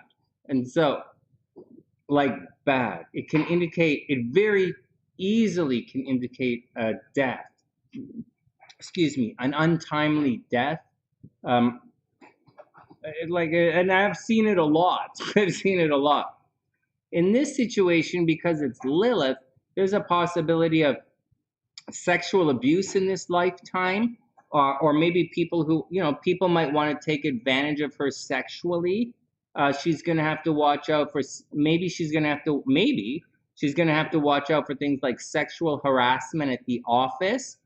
There's a strong possibility she's going to end up marrying someone that she meets at work, or she's going to start something where she wants to start a business with the person that she ends up marrying or being with. I do think that she got married. I do think Chaley got married, but I also think there's a strong possibility that she's going to get divorced. There's a very strong possibility she got divorced 3 years ago. Maybe not, but that's what I say anyways. All right, let's move forward. Strong possibility getting divorced. There is sexual abuse in this chart. There is a possibility that she, Venus is okay in the 6th house. Venus means you're going to have, you're going to have victory over your enemies. The problem is you're going to have enemies. You also have to watch out for maybe a problem with your blood. And you might have, asthma, wind problems, like asthma, wind problems. Just watch your habits as you cruise through your life. I do see an untimely death happening in your chart. Maybe there's a death with one of your brothers or sisters. I see maybe a death with one of your brothers and sisters. I see death, like maybe jail time for you. I see a really bad, there's a lot of shit right here that's about as bad as you can get. And I'm saying, maybe a death of your brother or sister, maybe you spend time in jail, maybe someone died in a really, really bad car accident, but your movement is going to be restricted. Mars is also directly across from your Chiron. So if Mars was trine Chiron, then that would be very empowering. But with Mars opposite your Chiron, there's a possibility that you might succumb to some emotional problems. I say up here, you might have had a lot of problems at school. It might have been a pretty good school. You might have had all of the not all, you might have had the opportunities to go to, but whatever it is, there would have been a problem in your education. It would have taken you, say your degree is 4 years or 6 years to get your degree. It might take you 10 years to get your degree, or you might have been kicked out of university, or someone died at school, or whatever it is. It's a really sore spot. Studying is not a problem. You're definitely not stupid. Not stupid. You are, I should draw more arrows here. You're highly competitive, but there is a wound with you at school, and there's definitely fighting with your brothers and sisters, maybe a death of brother or sister, and maybe a time in jail. There's also a possibility, if it's not jail time, your movement's restricted. Like maybe you went to a boarding school, or maybe you lived in residence for a long time, or maybe something happens where your movement is restricted. Maybe you're a very shitty driver. You know, that's a possibility too. All right, moving on. Let's get back to it. So starting up, Sun in Pisces. So with the Sun in Pisces in the 7th house, you're definitely a relationship person. You're always looking at relationships, and with Mercury there, you're always thinking about relationships, and you might be daydreaming about relationship all the time, and you're very competitive in relationships. There is cheating in this chart, by the way. Mercury in the 7th house, especially in Aries, can lead to cheating in relationships and multiple relationships, which is all fine. You know, it all depends on what you want in your chart. That's the deal. In addition, with with Venus and Lilith behind the sun like that, there is a strong possibility that of secret affairs, you know, maybe a secret affair at work. It's a little bit weird, but maybe a secret affair at work. All right, back here. The moon in Virgo is a tendency to make someone highly self-critical. It's also in the 1st house. So you probably got by a lot in life on your sexuality and on your appearance, right? With the moon in the 6th house in Pisces, you could easily be a nurse, easily be a doctor. Virgo rising with your moon in the 1st house, you could easily be a beauty guru or easily be a fitness trainer, any of the above, you know. So, or you know, working the healing arts or something like that. You're probably very creative. You might do something in the arts, but the moon in Virgo has you very nervous and self-critical. Now, with the moon in the 1st house, these people tend to change their appearance often. So I would imagine, like, you just change your appearance often. Maybe you change your name, maybe you change your hair color, maybe you change your style, but there's something about you that changes, that's good, you know, changes all the time. In addition to that, you probably, believe it or not, you probably spend a lot of time looking at yourself in the mirror, okay? Just saying. And you spend a lot of time thinking about how you look. And that's the deal. But anyways, your appearance changes significantly in this lifetime. Over here, Pluto in the 2nd house in Libra, obviously you're going to have to watch for wild fluctuations in your finances. You might not care about money. You know, money might not be the primary motivating force in your life. But then at the same time, you know, you got to watch out because people might steal money from you. So be careful. People might steal money. And because it's Pluto, you might say, like, okay, whatever, they were going to take it anyways. There's also a possibility you're going to have difficulty getting paid what you're worth. So you have to watch out for that as well.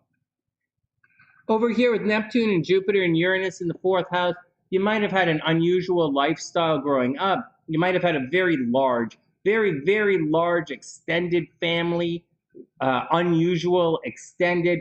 Maybe you know, you grew up in like a communal kind of situation or something unusual. Maybe you moved around a lot as a kid. Maybe you moved around a lot as a kid, and maybe you fought with your parents quite a bit. So, you know, there's a lot of love there, but there's moving around, and there's something highly unusual about your your living arrangements growing up. It's pretty fucked up. All right, enough of your chart. Let's look at your transits, Chaley, and see what's going on. Hold on, let me see what you said. What's going on, Chaley? Yeah, forget it. You don't have to get married. That's all cool. You lost your firstborn at 10 weeks, 3 days old. Ay, ay, ay, ay, ay. Ay, ay, ay. Sorry, firstborn at 10 weeks. That's horrible. Committed to the You're changing your hair all the time. That's funny. Yeah. You're committed to the stage for 2 years from 16 to 18. Yeah. Yeah. Okay, you gotta watch out for it. Anybody else? You guys watching this? This is Chaley's chart is, she's gonna like this is she's got it. This is her chart, man. Like this is it. If you wanted to know, oh, you want to do past life? I thought you were doing this life. Here, let's do your past life. Let's set it up and do your past life. No problem. Let's switch gears. Cause why not? So like,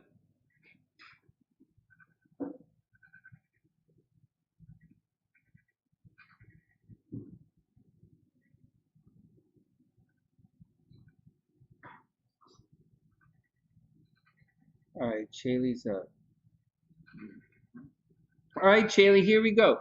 So in your past life, it's all right. Well, I thought past lives. I usually do it from whatever the dollar amount, right? In case I miss it. And I thought I might have past life is 45. I might have mixed it up. I might have thought you saw some. I saw something. Whatever. Let's just keep going. All right, let's just keep going. This is the last chart I'm doing tonight. We might as well keep going. And I'm doing extra time for everybody else. I'm pretty chill with it. Oh, priestess sent me a message. Okay, hold on. All right, so in a past life, here we go. So once again, past life, going in through the moon, and we're gonna look at here, and we're the Saturn for karma. So past life, we look at the moon in the south node, and then we look at Saturn. Sometimes we look at the 10th house. You don't really have a lot going on in, sorry, I said 10, I meant 12th. You don't really have a lot going on in your 12th house, but you do have quite a bit going on in the 9th house. You are, okay, believe it or not, you are carrying a wound with you from your past life. You absolutely are, no questions asked. And so maybe so that's the deal. Something happened in your past life where there was where there was a problem, there was a wound that you had. Now in your past life, so going in through the moon. So the first thing is the moon is in Virgo in your first house. You might have been you were obviously analytical in your last life, but again, in the last life, there was a heavy emphasis on me. So you must spend a lot of time focused on yourself, and as a result, that could easily mess up your karma in this lifetime. So, so again, last lifetime, whatever happened, you were responsible for taking care of yourself in the last life. The people around you may very sincerely have let you down in your last lifetime. And so you were very critical, very analytical, you were very health conscious, and you were watching out. There's a possibility, it's Virgo, right? And Virgo likes to say, they say Virgos, takes care of other people. But like, I don't really see that. I'm seeing you focused on yourself, you focused on your appearance, you were very critical of the detail. Maybe there was something about you that you didn't want people to know, and you might have ended up hiding that or changing it, or there was something about you and there's something about your appearance that you had to hide, and there was an uncertainty around it. There was a problem, and so you had to deal with it. Over here, Saturn's in Scorpio, so the tormenting part of you. Okay, so Saturn and the South Node are in your third house. Slow down. Everybody slow down. Saturn. Oh, Chaley, that's cool. You didn't have to do that. I'm having fun looking at your chart. Oh, Pam and Dr. B. It's not, you know what? Let me pause this. You know what? The stuff in her chart is really stands out. Like this is like a detention, being held back. Okay, let's get on with it. Like it's really in there. The marriage thing is pretty cut and dry. Death, right? I said death, right? Someone is gonna die, and then yeah, it's the thing. All right. They say, astrologers say, Hey, we're not finished yet. Let's keep going back. But I'm just pointing some stuff out. They say when the moon squares your nose. Now, this is 10 degrees, right? 10, 20 is 10 degrees. You guys know I don't really do things like 10 degrees. So, but they say when the moon squares the nodes, your mother is going to lose a child. Pretty scary stuff. My moon squares my nodes. My mother lost a child. And so this is very scary stuff. But your moon doesn't, it's 10 degrees, man. It's close, but not really light on right there. All right, next, just a thing to watch out for. All right, let's keep back. Let's get back to it. All right. Digging in. So, me. You were very me in the last lifetime, but it's opposite your sun. So I have a feeling you were me because you were forced to protect yourself. I think you were forced to protect yourself and forced to take care of yourself. And that theme is moving through in these different lifetimes. I do think that in your last lifetime, you were focused on yourself for self-protection. And I think in this lifetime, you're actually focused on other people. And I think it's for the same reason. It's supposed to be for protection, but it's not working out. It's supposed to be for protection, but it's not. Anyways, Saturn is down here in Scorpio. So there's more to it than just your brothers and sisters trying to control you.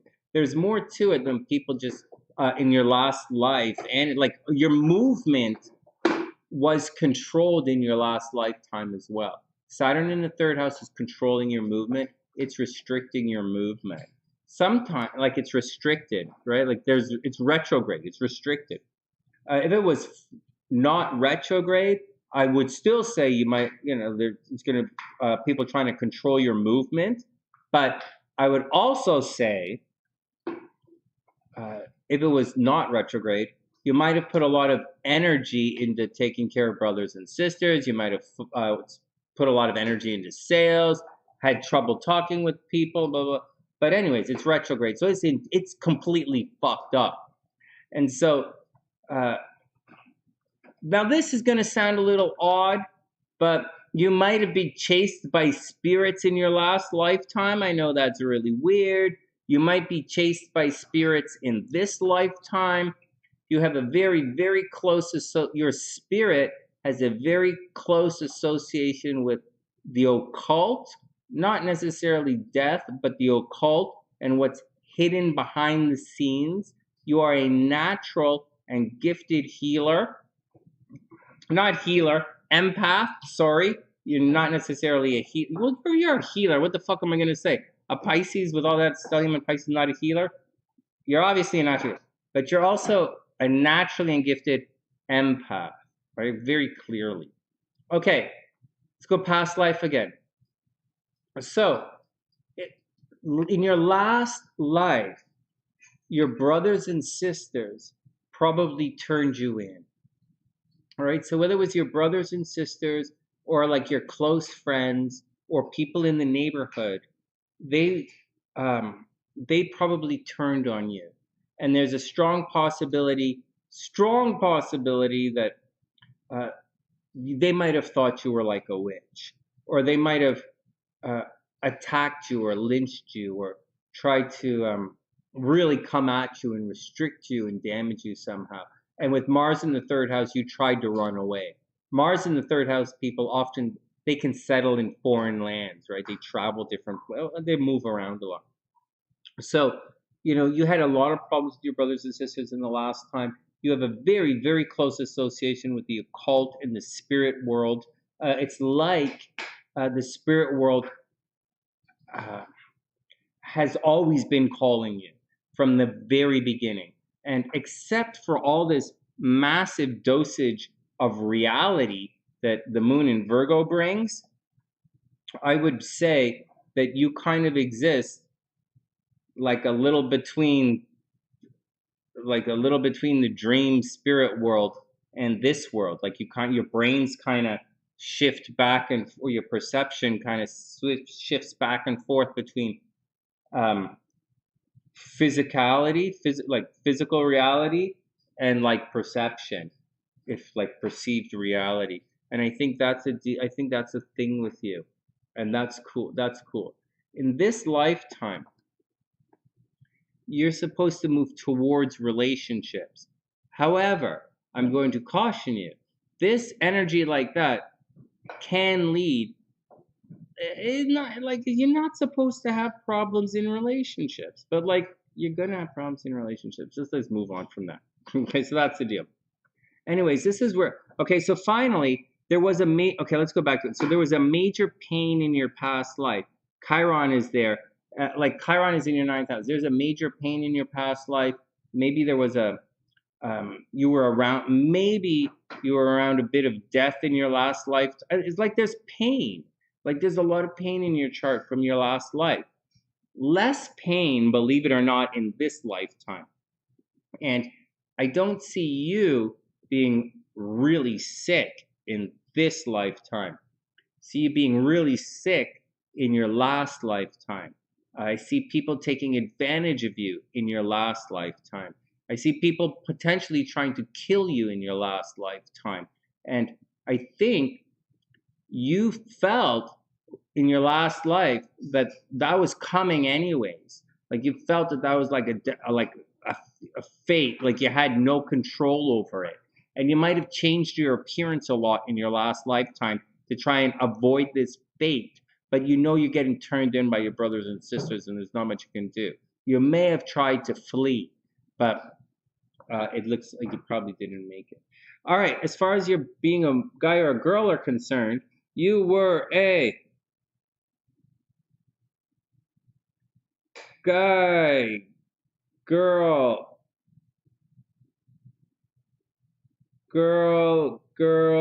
guy.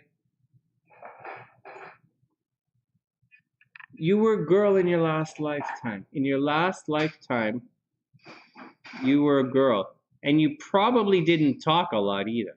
Right? Here's another thing. You probably did not talk a lot in your last lifetime. You probably fought with everybody as well. All right, next. We got to do a couple of readings. Oh, thanks, Daniela. Yeah, you come to the right place. Seriously, Chaley, you've come to the right place. But I think Chaley's a long-time Sunnysider as well.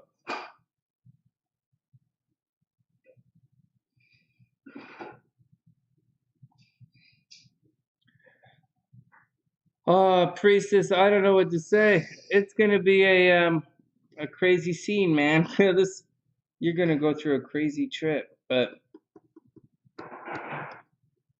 we're gonna see. All right, next up, Priestess is up. Hey, and Chaley, make sure you tell all your friends, all your friends about the sunny. Oh, you do anyways. I'm doing all these past life readings now, so tell them all your friends about the past life readings as well.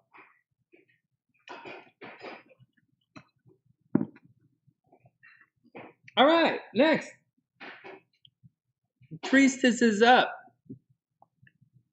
But hold on, we're going to do Pughy. Priestess, hold on one sec. We're going to do Pughy first, and then we're going to come back, because when we do your cards, we're going to sit and chat for a while. And so we're going to sit and chat for a while when we do your cards. So we're going to do Pughy. Those who don't remember, long Sunnysider. That was really cool to see him again. And then we're going to come circle back and do your cards and call it a night. All right, Pughy's up. Oh my God, Chaley, you would be amazing if you wrote a book. You should absolutely do it. No questions asked. I'm not just joking or saying that. Your Mars and South Node are in the 3rd house. You should absolutely write a book. No joke, seriously. All right, Pughy's up.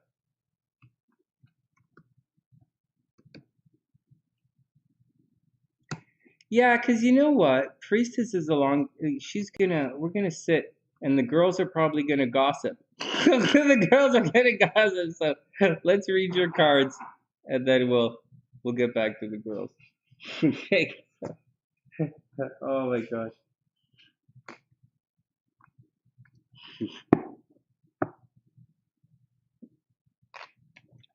Okay. Here we go. Pughy's up. Let's see what's going on, man. Let's see what's going on. It's great to see you again. And, you know,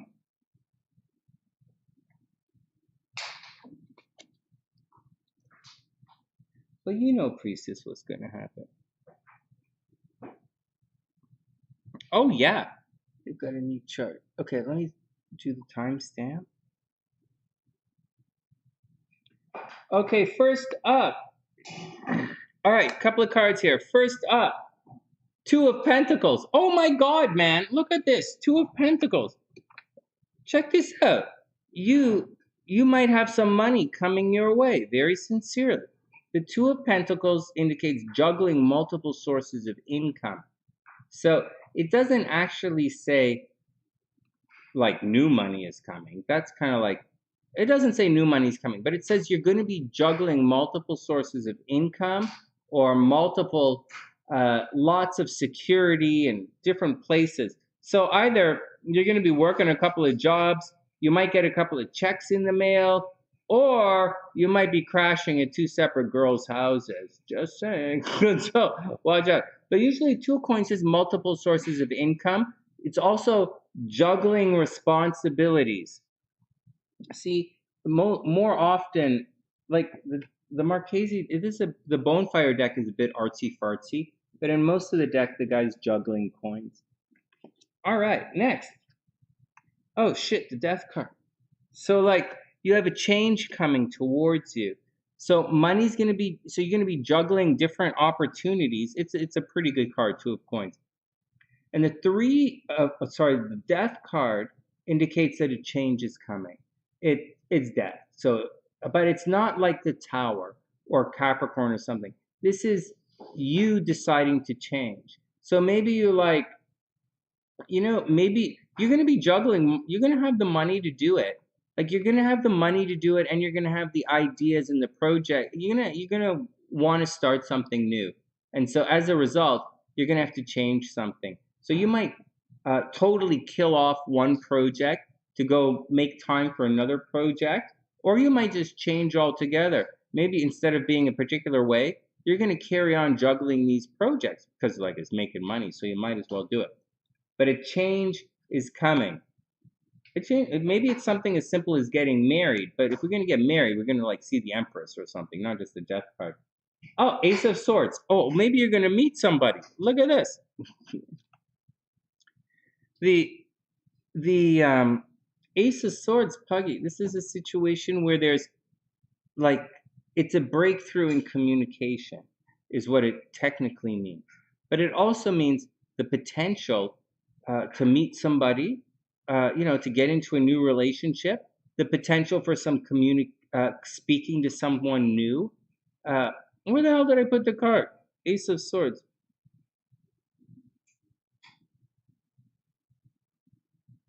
But it can mean something as simple as getting a new computer, right? Or like the potential. Aces are potential, and the swords are communication. But the swords can also be people too. Maybe you're communicating with a new person. Maybe you're communicating with a new website. Maybe you're communicating in a new way with a new cell phone or some kind of technology thing. I don't really see technology in this reading. This is a pretty black and white kind of, like changes coming, communication situation, trying to make money and shuffle it around. And that seems to be what's happening. But I have a feeling you're going to have the opportunity to make some money coming up. And I think that's going to spark the change for you. Don't worry about trying something new. Ace of Swords says it's okay to try something new.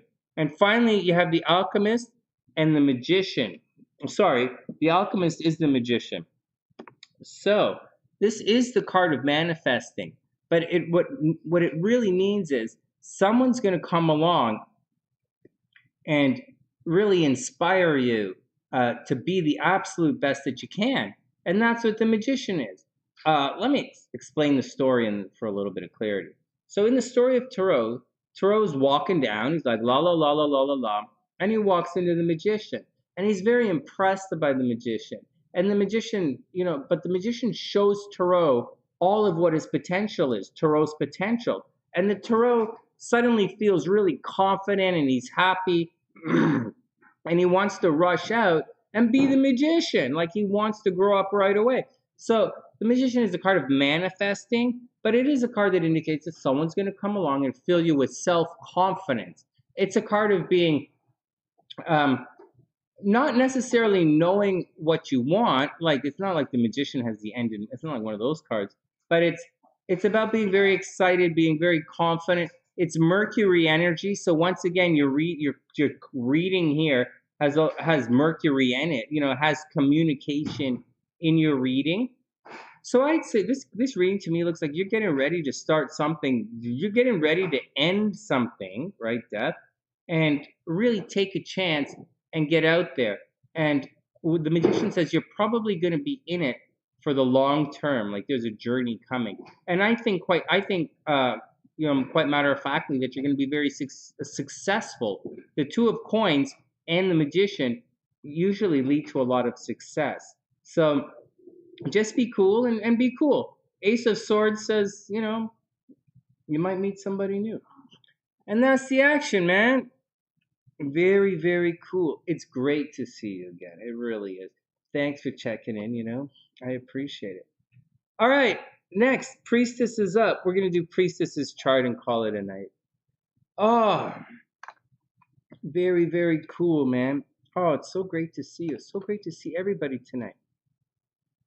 And Chaley, yeah, write that book. It doesn't have to be complicated, you know, and you don't have to, you know, there's so many different ways to write a book now. You could write a book by just turning on your camera and live streaming, talk your experiences to a live YouTube audience or to a live, to whatever, out into YouTube. You could just sit there and tell stories. And after you have about 10 videos, that's 10 different chapters in your book right there. Or 5 videos, 5 chapters. It's that simple. That's what I'm doing for my next astrology book. Putting the videos, and that's why hint hint or sneak peek. It's why I've been writing everything out. If you guys have been noticing, in the last couple of weeks, I've been writing everything out and posting it on the website. It's because I'm working on my next thing too. All right, next. All right, next. That's cool, Puggy. It's all cool, man. It's all cool. We'll do the chart reading next time. It's all cool. All right, let's plow through. All right, Priestess, you are up. You are up. You are up. So, Priestess, I don't know off the top of my head. Like, yes, there's death in your chart. Well, like, so seriously, there's death in your chart. Like, come on. Hey, where's your chart? That's not your chart. This is your chart. Like, there's death in your chart. Come on, you know that, right? Oh, wait. We're actually reading Priestess's cards, but I just want to show something. There's absolutely death in your chart. Unexpected death. I mean, Uranus is there, Pluto is there. You know, like, you know, there's a lot of different types of death in your chart. But it doesn't necessarily say, right, Priestess? This doesn't necessarily say why you are the last person to see someone alive. It doesn't necessarily say that. Although I'm going to do a little more research and figure out, see if I can find why that is. Like, I'll keep looking for it. I know. So you guys know I have a stellium in the 7th house, and I have a little bit of action in the 6th. Now, when I'm in certain places, I have a major stellium in the 8th house. And when I go there, I absolutely attract death. And it's not even a joke. Like, when I hung out with Alexis for a couple of weeks, everything is fine. Death follows me through Sedona. Wherever it like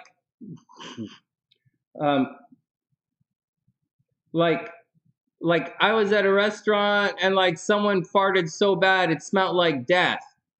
No, that's not what I meant. Oh, the wife didn't like laugh at that one. Come on, fart jokes are good.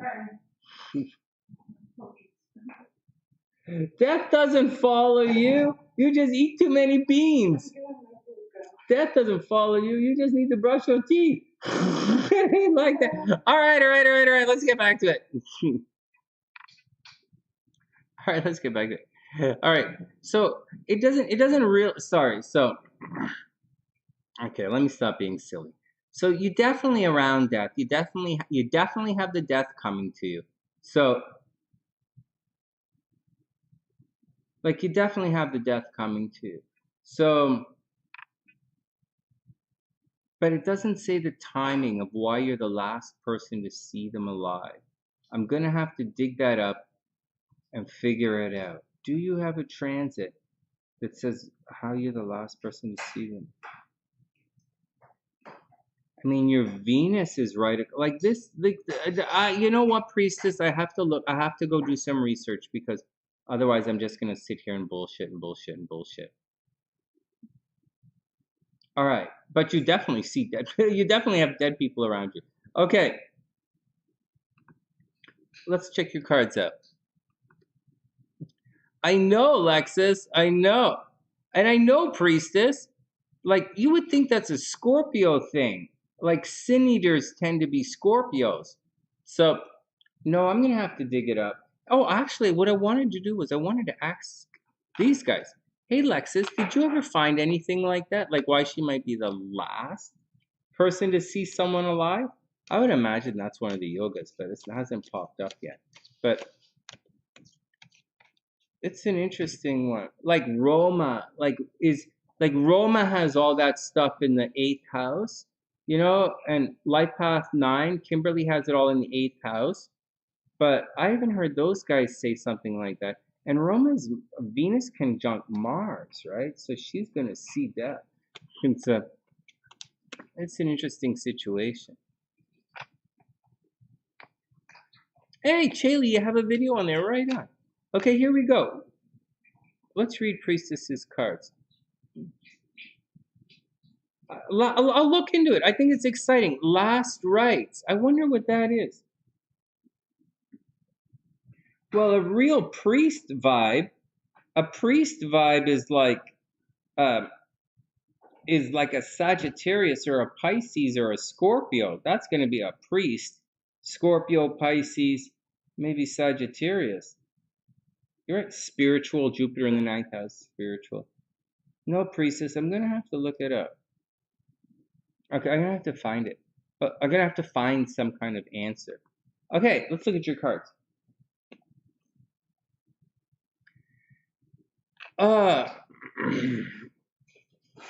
Yeah, it's not uncommon for Pisces placements, right? Like Pisces are around a lot of death, or Pisces placements.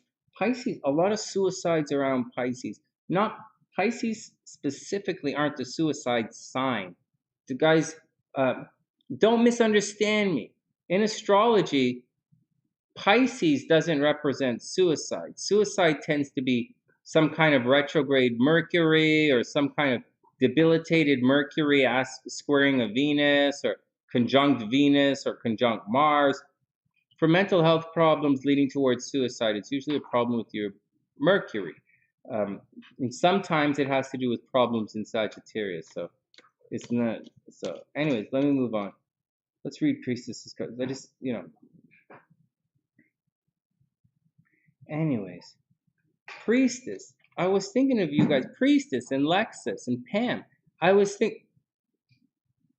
No, I didn't read any email. I don't read emails during the show. I'm reading cards.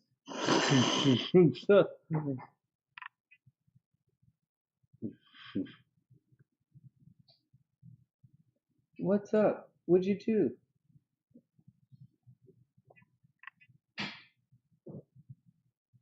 What? Oh, come on. What?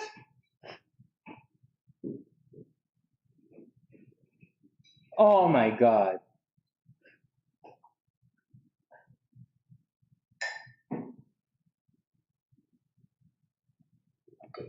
What the fuck, Priestess? Oh my god, Priestess, seriously. Hey, Dr. Gloom, what's up, playa? Welcome to the sunny side. Welcome here. I don't hang much on Twitch. It's great to see you. Hold on a sec.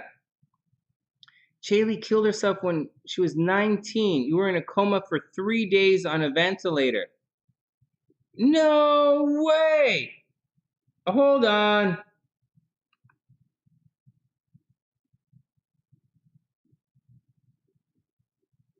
No way. No way. Oh, Chaley, holy crap, Ola. That's intense. All right, enough. I gotta get back. I gotta finish the cards here. Priestess, what the fuck? Hold on. Hey, that's crazy. Oh no, Dr. Gloom, we cool, man. No, I'm here. I do the tarot reading, the tarot and astrology readings live at night to pay the bills. But you know, the horoscopes I'm recording these days. I used to do the horoscopes live up until the last week, and I started recording them again. But we'll shake it up around like that. All right, and it's great to see you, Dr. Gloom. I hope everything is cool. Hey, so Priestess, everybody. So everybody, you know this node thing I've been telling you guys about? So the node, so the node right now, the nodes are south node in Scorpio, north node in Taurus. Now, if you're a Scorpio sun, the node, or if you have energy in Scorpio, the node is going to dissolve a lot of that Scorpio identity stuff. But you don't have to be fucking mental. Seriously. You don't have to be fucking mental or do anything stupid. You know, I'll give you an example. I'm a Scorpio and I'm going through this right now. And in this, not only am I going through this, I'm going through a bunch of fucked up squares and stuff. But I'm telling you, the example that I'm using for this in my life is I'm changing some of the videos, you know? So instead of me doing the horoscopes live, I've been doing the horoscopes a little differently. So I, you know, through my own actions, are changing up my sun appearance, you know, as the south node crosses. And remember, and listen really closely to the language. The nodes cause darkness. Guys, I don't want to sound like a priest. Hey, Mr. Gloom, I don't want to sound like some kind of like vroom kind of like I'm not really one of those guys. I'm like, go do it if you want. But listen closely, guys. The nodes cause darkness. What do the nodes do? It's an eclipse. What is an eclipse? An eclipse casts a shadow on the earth. What's a shadow? Well, that's that thing that jumps out from behind the scenes and makes you famous on TikTok. No. A shadow is darkness. Shadow takes away. Shadow is darkness. What am I specifically doing on the videos? Have you noticed? I took my face out of almost all of the videos. The last horoscopes, I've been allowing the node, the south node, to dissolve me. And when the node passes, you know, I will, you know, we'll see what the videos look like at that time. When the node passes, we'll see how Sunny looks. You know, we'll see what happens as the node passes. Now, so that's what it causes, a darkness. Now, one of the things that causes darkness is also death. You know what else will cause a darkness? If I had a giant fucking rash on my face, that would cause a darkness. These are all things that could happen to you. What Priestess described to me, like, Priestess, it sounds like the node is trying to erase this guy, and the guy is allowing it to happen. Hellbeast is a Scorpio. something is going to erase him. Maybe he moves. Maybe he does some kind of thing. You know, his identity changes. Maybe he gets a haircut. Maybe he, I don't know. Maybe he like fills in some of the piercings. so, I don't know. But that's what's going to happen. So, and Annie H, Stephanie K is a Scorpio. A lot of Scorpios on the channel. So that identity. So that's what I'm doing. I took my face away from the light on the videos. That's an example of what's going on. So, okay, everybody cool? Everybody knows what's going on? Okay, let's get back to it. I'm getting tired. Let's finish the cards. So,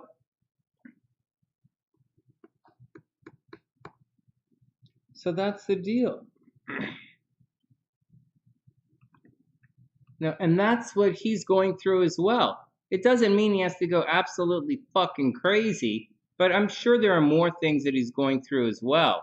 And remember, personality and choice has a lot to do with what happens to you. It's not like Mars went and poured the beer down your throat, right? Mars didn't make you drink all that tequila. Maybe it did. Pretty sure Venus made you drop your pants, but Mars didn't make you drink the tequila. All right, Priestess is up. Look at the Pluto. Her Pluto is, oh yeah, way up here in the land of death. Yeah, I know. Yeah, she definitely attracts the death, all right. It's not that she attracts the death that's the question. The question is why she's the last person to see them alive. And that I still got to figure out. But I'm looking at it. It's kind of neat. Okay, here we go. All right. Daniela, I don't think you're going through it anymore. I think you went through it and not anymore. Because Daniela's a... Holy fuck, you guys had it the worst, Daniela. I saw SL3. Like, you're only a month older than SLC. So I keep my eyes on you. Like, you're a month older than SLC. You guys are a year older than Gabrielle. I keep my eyes open for you. Jasmine's a month older than you guys, both of you guys. You check it out. I keep an eye on my little dragons, man. So, I do. I know you guys are trouble. You guys, dragons, like their entourage. And all of you, except you guys have some pretty fucked up entourages. Okay, next.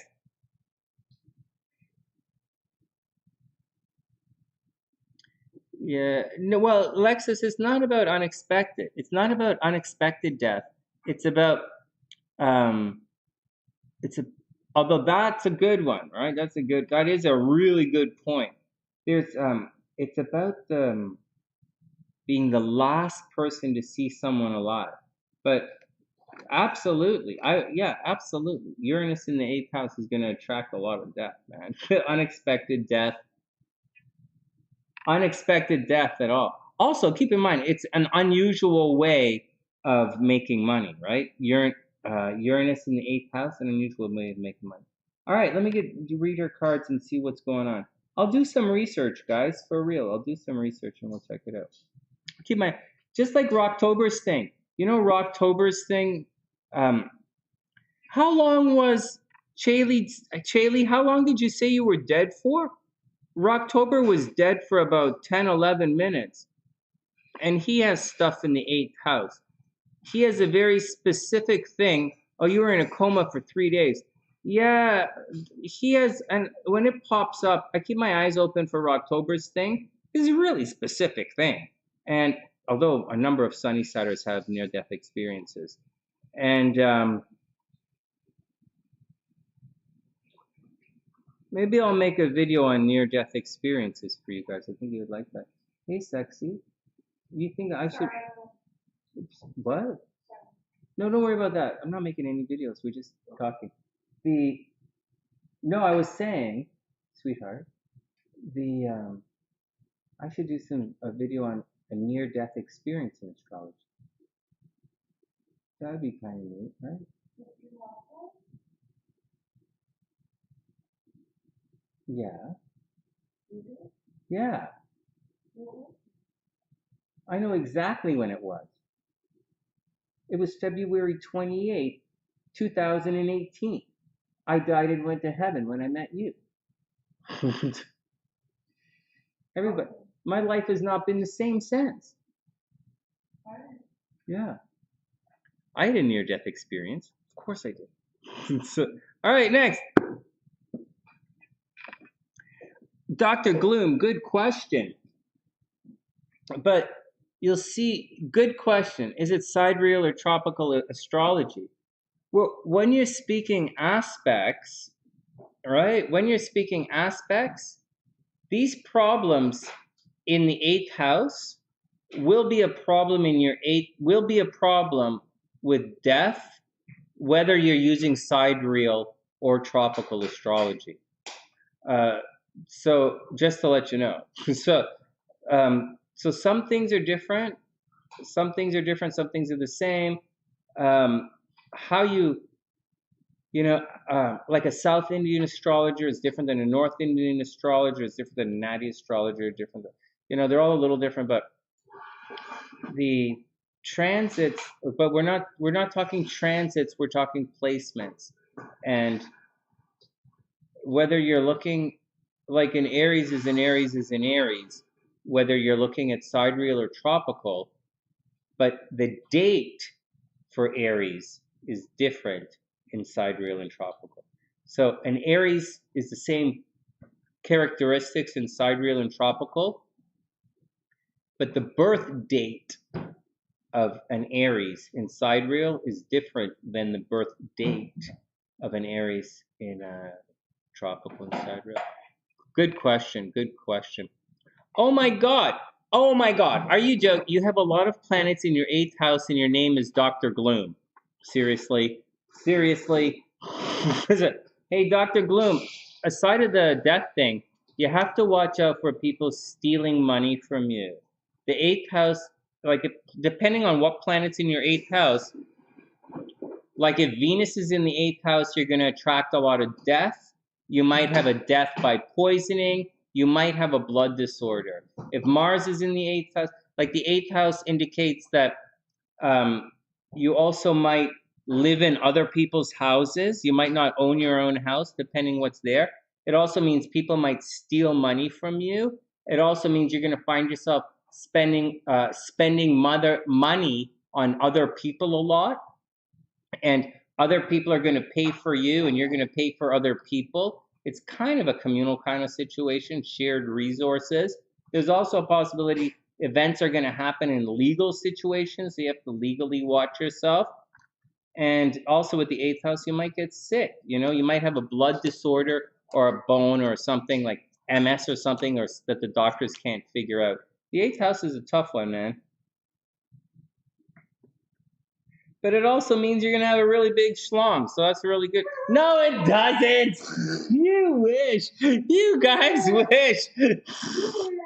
You wish. But you might get an STD. Oh, if your Mercury, yeah, chances are high you're gonna get some bumps and leaks. Chances are high chances are high you should stop for some penicillin. No, don't rub an orange on it. That's how you got in trouble with it. Yeah, some embarrassing erections in public. Those embarrassing erections in public might be from someone else, but expect embarrassing erections in public. That's it. All right, no, I'm just joking. All right, Priestess is up. She's sitting there like, okay, what? You tried to kill yourself as well, Priestess. No way. Okay, everybody calm down. Everybody calm down. It means you're gonna... No.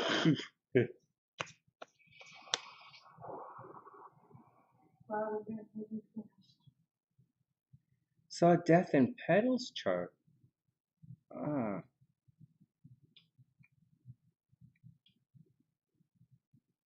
I wonder. Dr. Glue, I'm just joking. Okay, let's check out Priestess's stuff. Priestess, first up. Oh, fucking hell. Priestess, 8 of Swords reversed. Okay, so you're actually in a little bit of danger. Guys, let me calm down for a sec. This suddenly got serious again. 8 of Swords reversed. it means there's some kind of danger around you that you don't see. And that's what it means. And it's reversed. So you like really, really don't see it. But I'm just letting you know, be prepared for something a little funky bananas, because there's like no way you're gonna see it. The blindfolds are on. And it's probably a little dangerous. Maybe people are saying some nasty things about you behind your back, or maybe some people are like planning something. But whatever's going on, like you don't see it, and you're not gonna see it. So be careful, really careful. Oh wow! Oh wow! Hey Karen, what's up? Welcome back to the sunny side. What? I don't know if you're a long-time sunny sider or not, but welcome back to the sunny side, Karen. All right, here we go. The Sun card, Priestess. This is pretty good. The Sun card is a really good card. This is actually probably the best card that you could get right now. Okay, so let me calm down.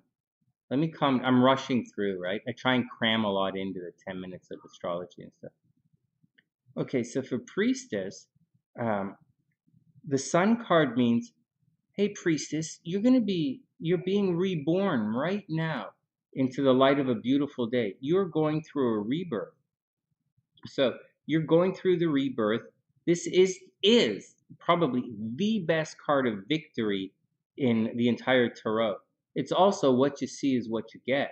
Now the Eight of Swords reverse, okay, there's some danger around you that you don't see. But the Sun card says you are the light, you are the shining, and you are going to be victorious. And everybody's going to look to you for inspiration and guidance. So I wouldn't sweat anything. All the stuff that you don't know, all the information being hidden from you or where the blinders are on, so far, we'll see what the next card says, but I wouldn't worry about it. I would kind of let it slide and do you, right? The Sun card is do you. And then we have the Six of Pentacles reversed. So money's going to be a little bit of a problem, and not necessarily for you. The Six of Pentacles is the card of charity. So, whoops, there's a financial imbalance happening.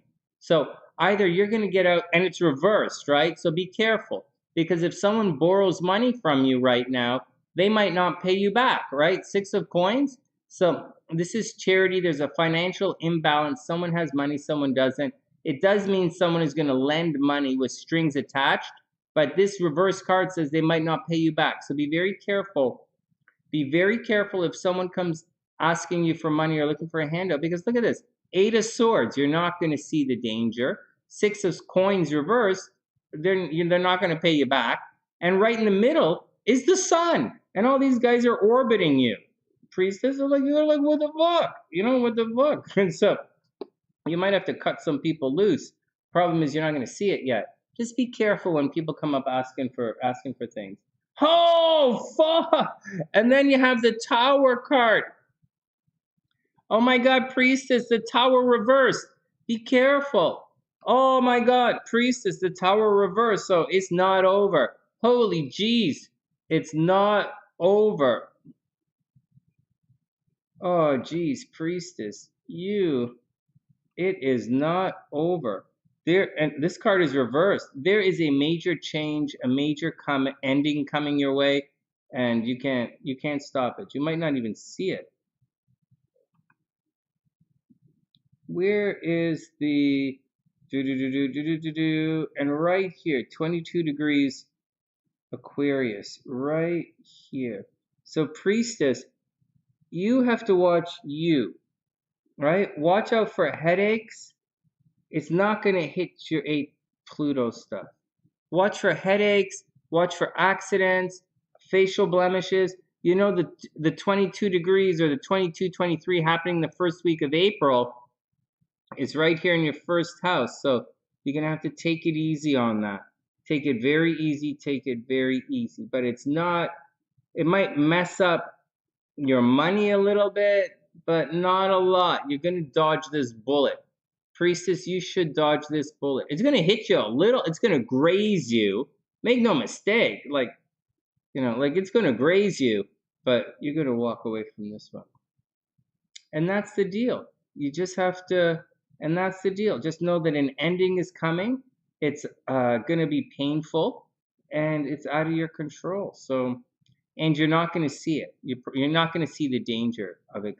Just watch out for people wanting to borrow money from you. I know, seriously. Hey, Gabrielle, what's up? I hope you had a super amazing. Hope you had a great day. I hope everything is cool with you. I know, priestess. I know. I don't know what to say. I didn't do any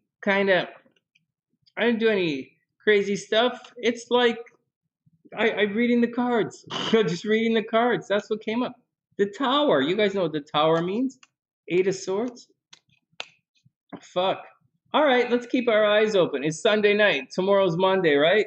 New day tomorrow. I have readings tomorrow. I'm going to be busy tomorrow, but I'll be back on tomorrow night. And that's the deal, guys. All right, let me get out of here. It's 2 o'clock. I got to go. Will Smith punch Chris Rock at the Academy Award show? Tonight? Yeah. Will Smith punched Chris Rock at the Academy Awards. Like a real punch? Yeah. But I thought Will Smith had his wife has an open relationship. I thought she's a real dragon lady. I don't know. Because I thought I thought his chart is great. And I thought she has sneaky bitch in her chart. Yeah, she has sneaky bitch in her chart. Oh well, Will Smith is a cool guy. All right, Chaley, have a wonderful night. All right, guys, I got to book off.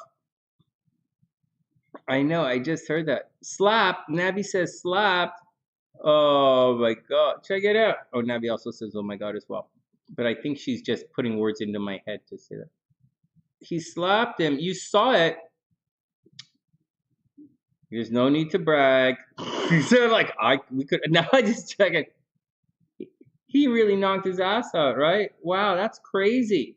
What was he saying? Oh, it's Chris Rock. So you know Chris Rock is going to be nasty. You're lucky it's not like Red Fox or like Richard Pryor or Andrew Dice Clay. Chris Rock is pretty raunchy, but he's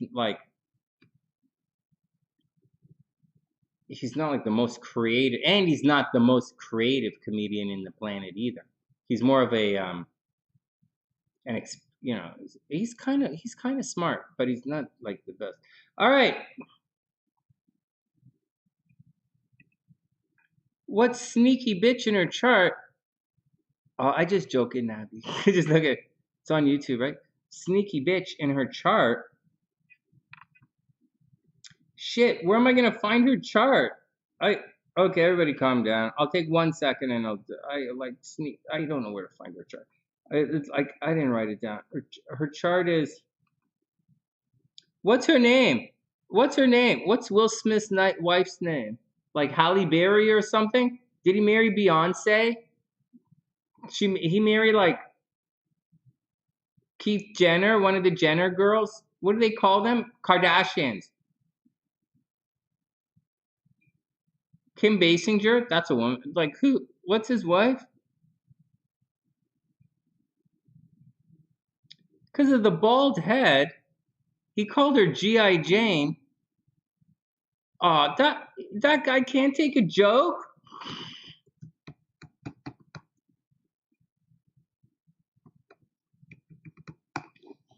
All right, I got it right here. Astro theme. That guy can't take a joke? He called her G.I. Jane. Well, what are you supposed? That's what you call her. Oh my God. Will Smith is uptight. He ain't getting none. He's up. That's not necessarily true. He could get whatever he wants. Will Smith and Tiger Woods can get any guy in the world for some reason. So here we go. So this girl has her moon behind her. So she has her moon and Mercury behind the sun. All right. That's so already she likes doing things in secret. She likes doing things in private. She runs around a lot. Mars in the 12th house. And she runs her mouth off a lot. Is this her correct birth time?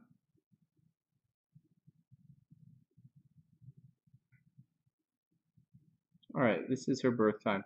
So she runs her mouth off a lot, and she can get into a lot of arguments. She does have stuff behind the scenes, right? Uranus is in the 12th house, right? Neptune's in the 12th. Is Uranus in the 12th house? No, Uranus is over here. What the hell's in her 12th house? Neptune and Jupiter are right behind the ascendant, right? This is her 12th house right here. So she should be pretty famous. She should be larger than life. You can see this chart is stacked just by looking at it.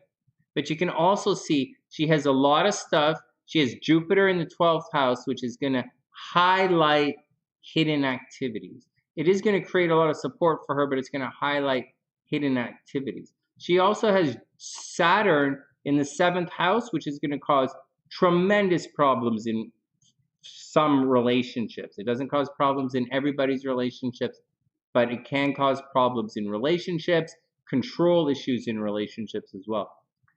It's not always bad. It also establishes a lot of longevity in relationships as well. Saturn in the 7th house can cause longevity in relationships. Mars conjunct the North Node in 3rd house is going to cause problems like you wouldn't believe. Mars does not like the North Node, does not necessarily like Mars. The North Node is stable, like stability and hard work. Mars likes the South Node. Mars likes it nice and fast and free. And that's the action. This is a quick little rundown in her chart. She doesn't really like people, right? Or she doesn't necessarily like fame when she's out. Well, she attracts a lot of attention, right? But unusual and strange things happen with her in the public. Also, Venus is here. She's going to be famous. This is pretty obvious chart. All right, that's the deal. Let's get out of here. Anyway, she's got sneaky bitch in her chart. There are a couple of places for sneaky bitch. You tend to look for stuff, Scorpio placements, 12th house placements, behind the sun placements, restricting movements for a reason placements. You might 7th house placements, problem in the relationship. 8th house placements, people tend to be sneaky bitches. They are, they cheat in relationships. It's all over the place. It looks fake at first.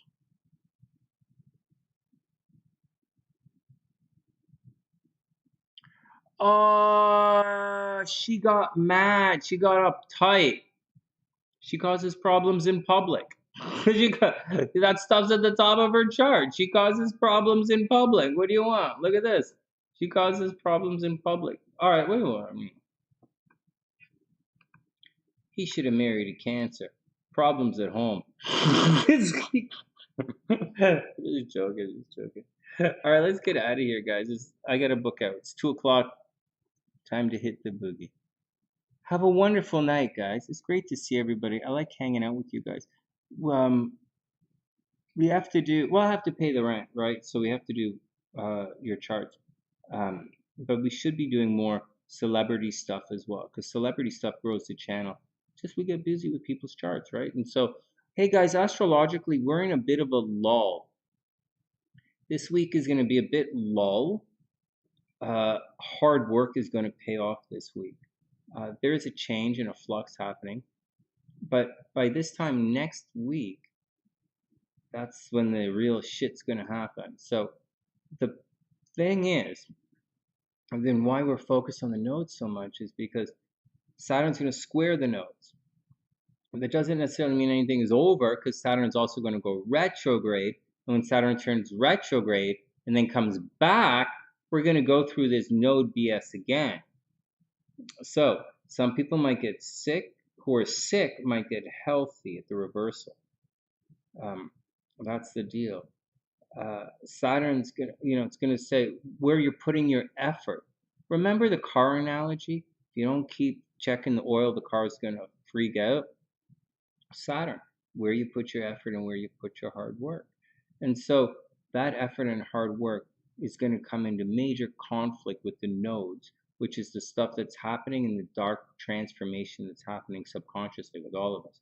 So be very careful. That is going to be a shit hit the fan kind of experience. And it's going to happen around this time next week. So everybody be cool. In the meantime, get out there, enjoy the week, take it easy, and I'll see you guys. That's the...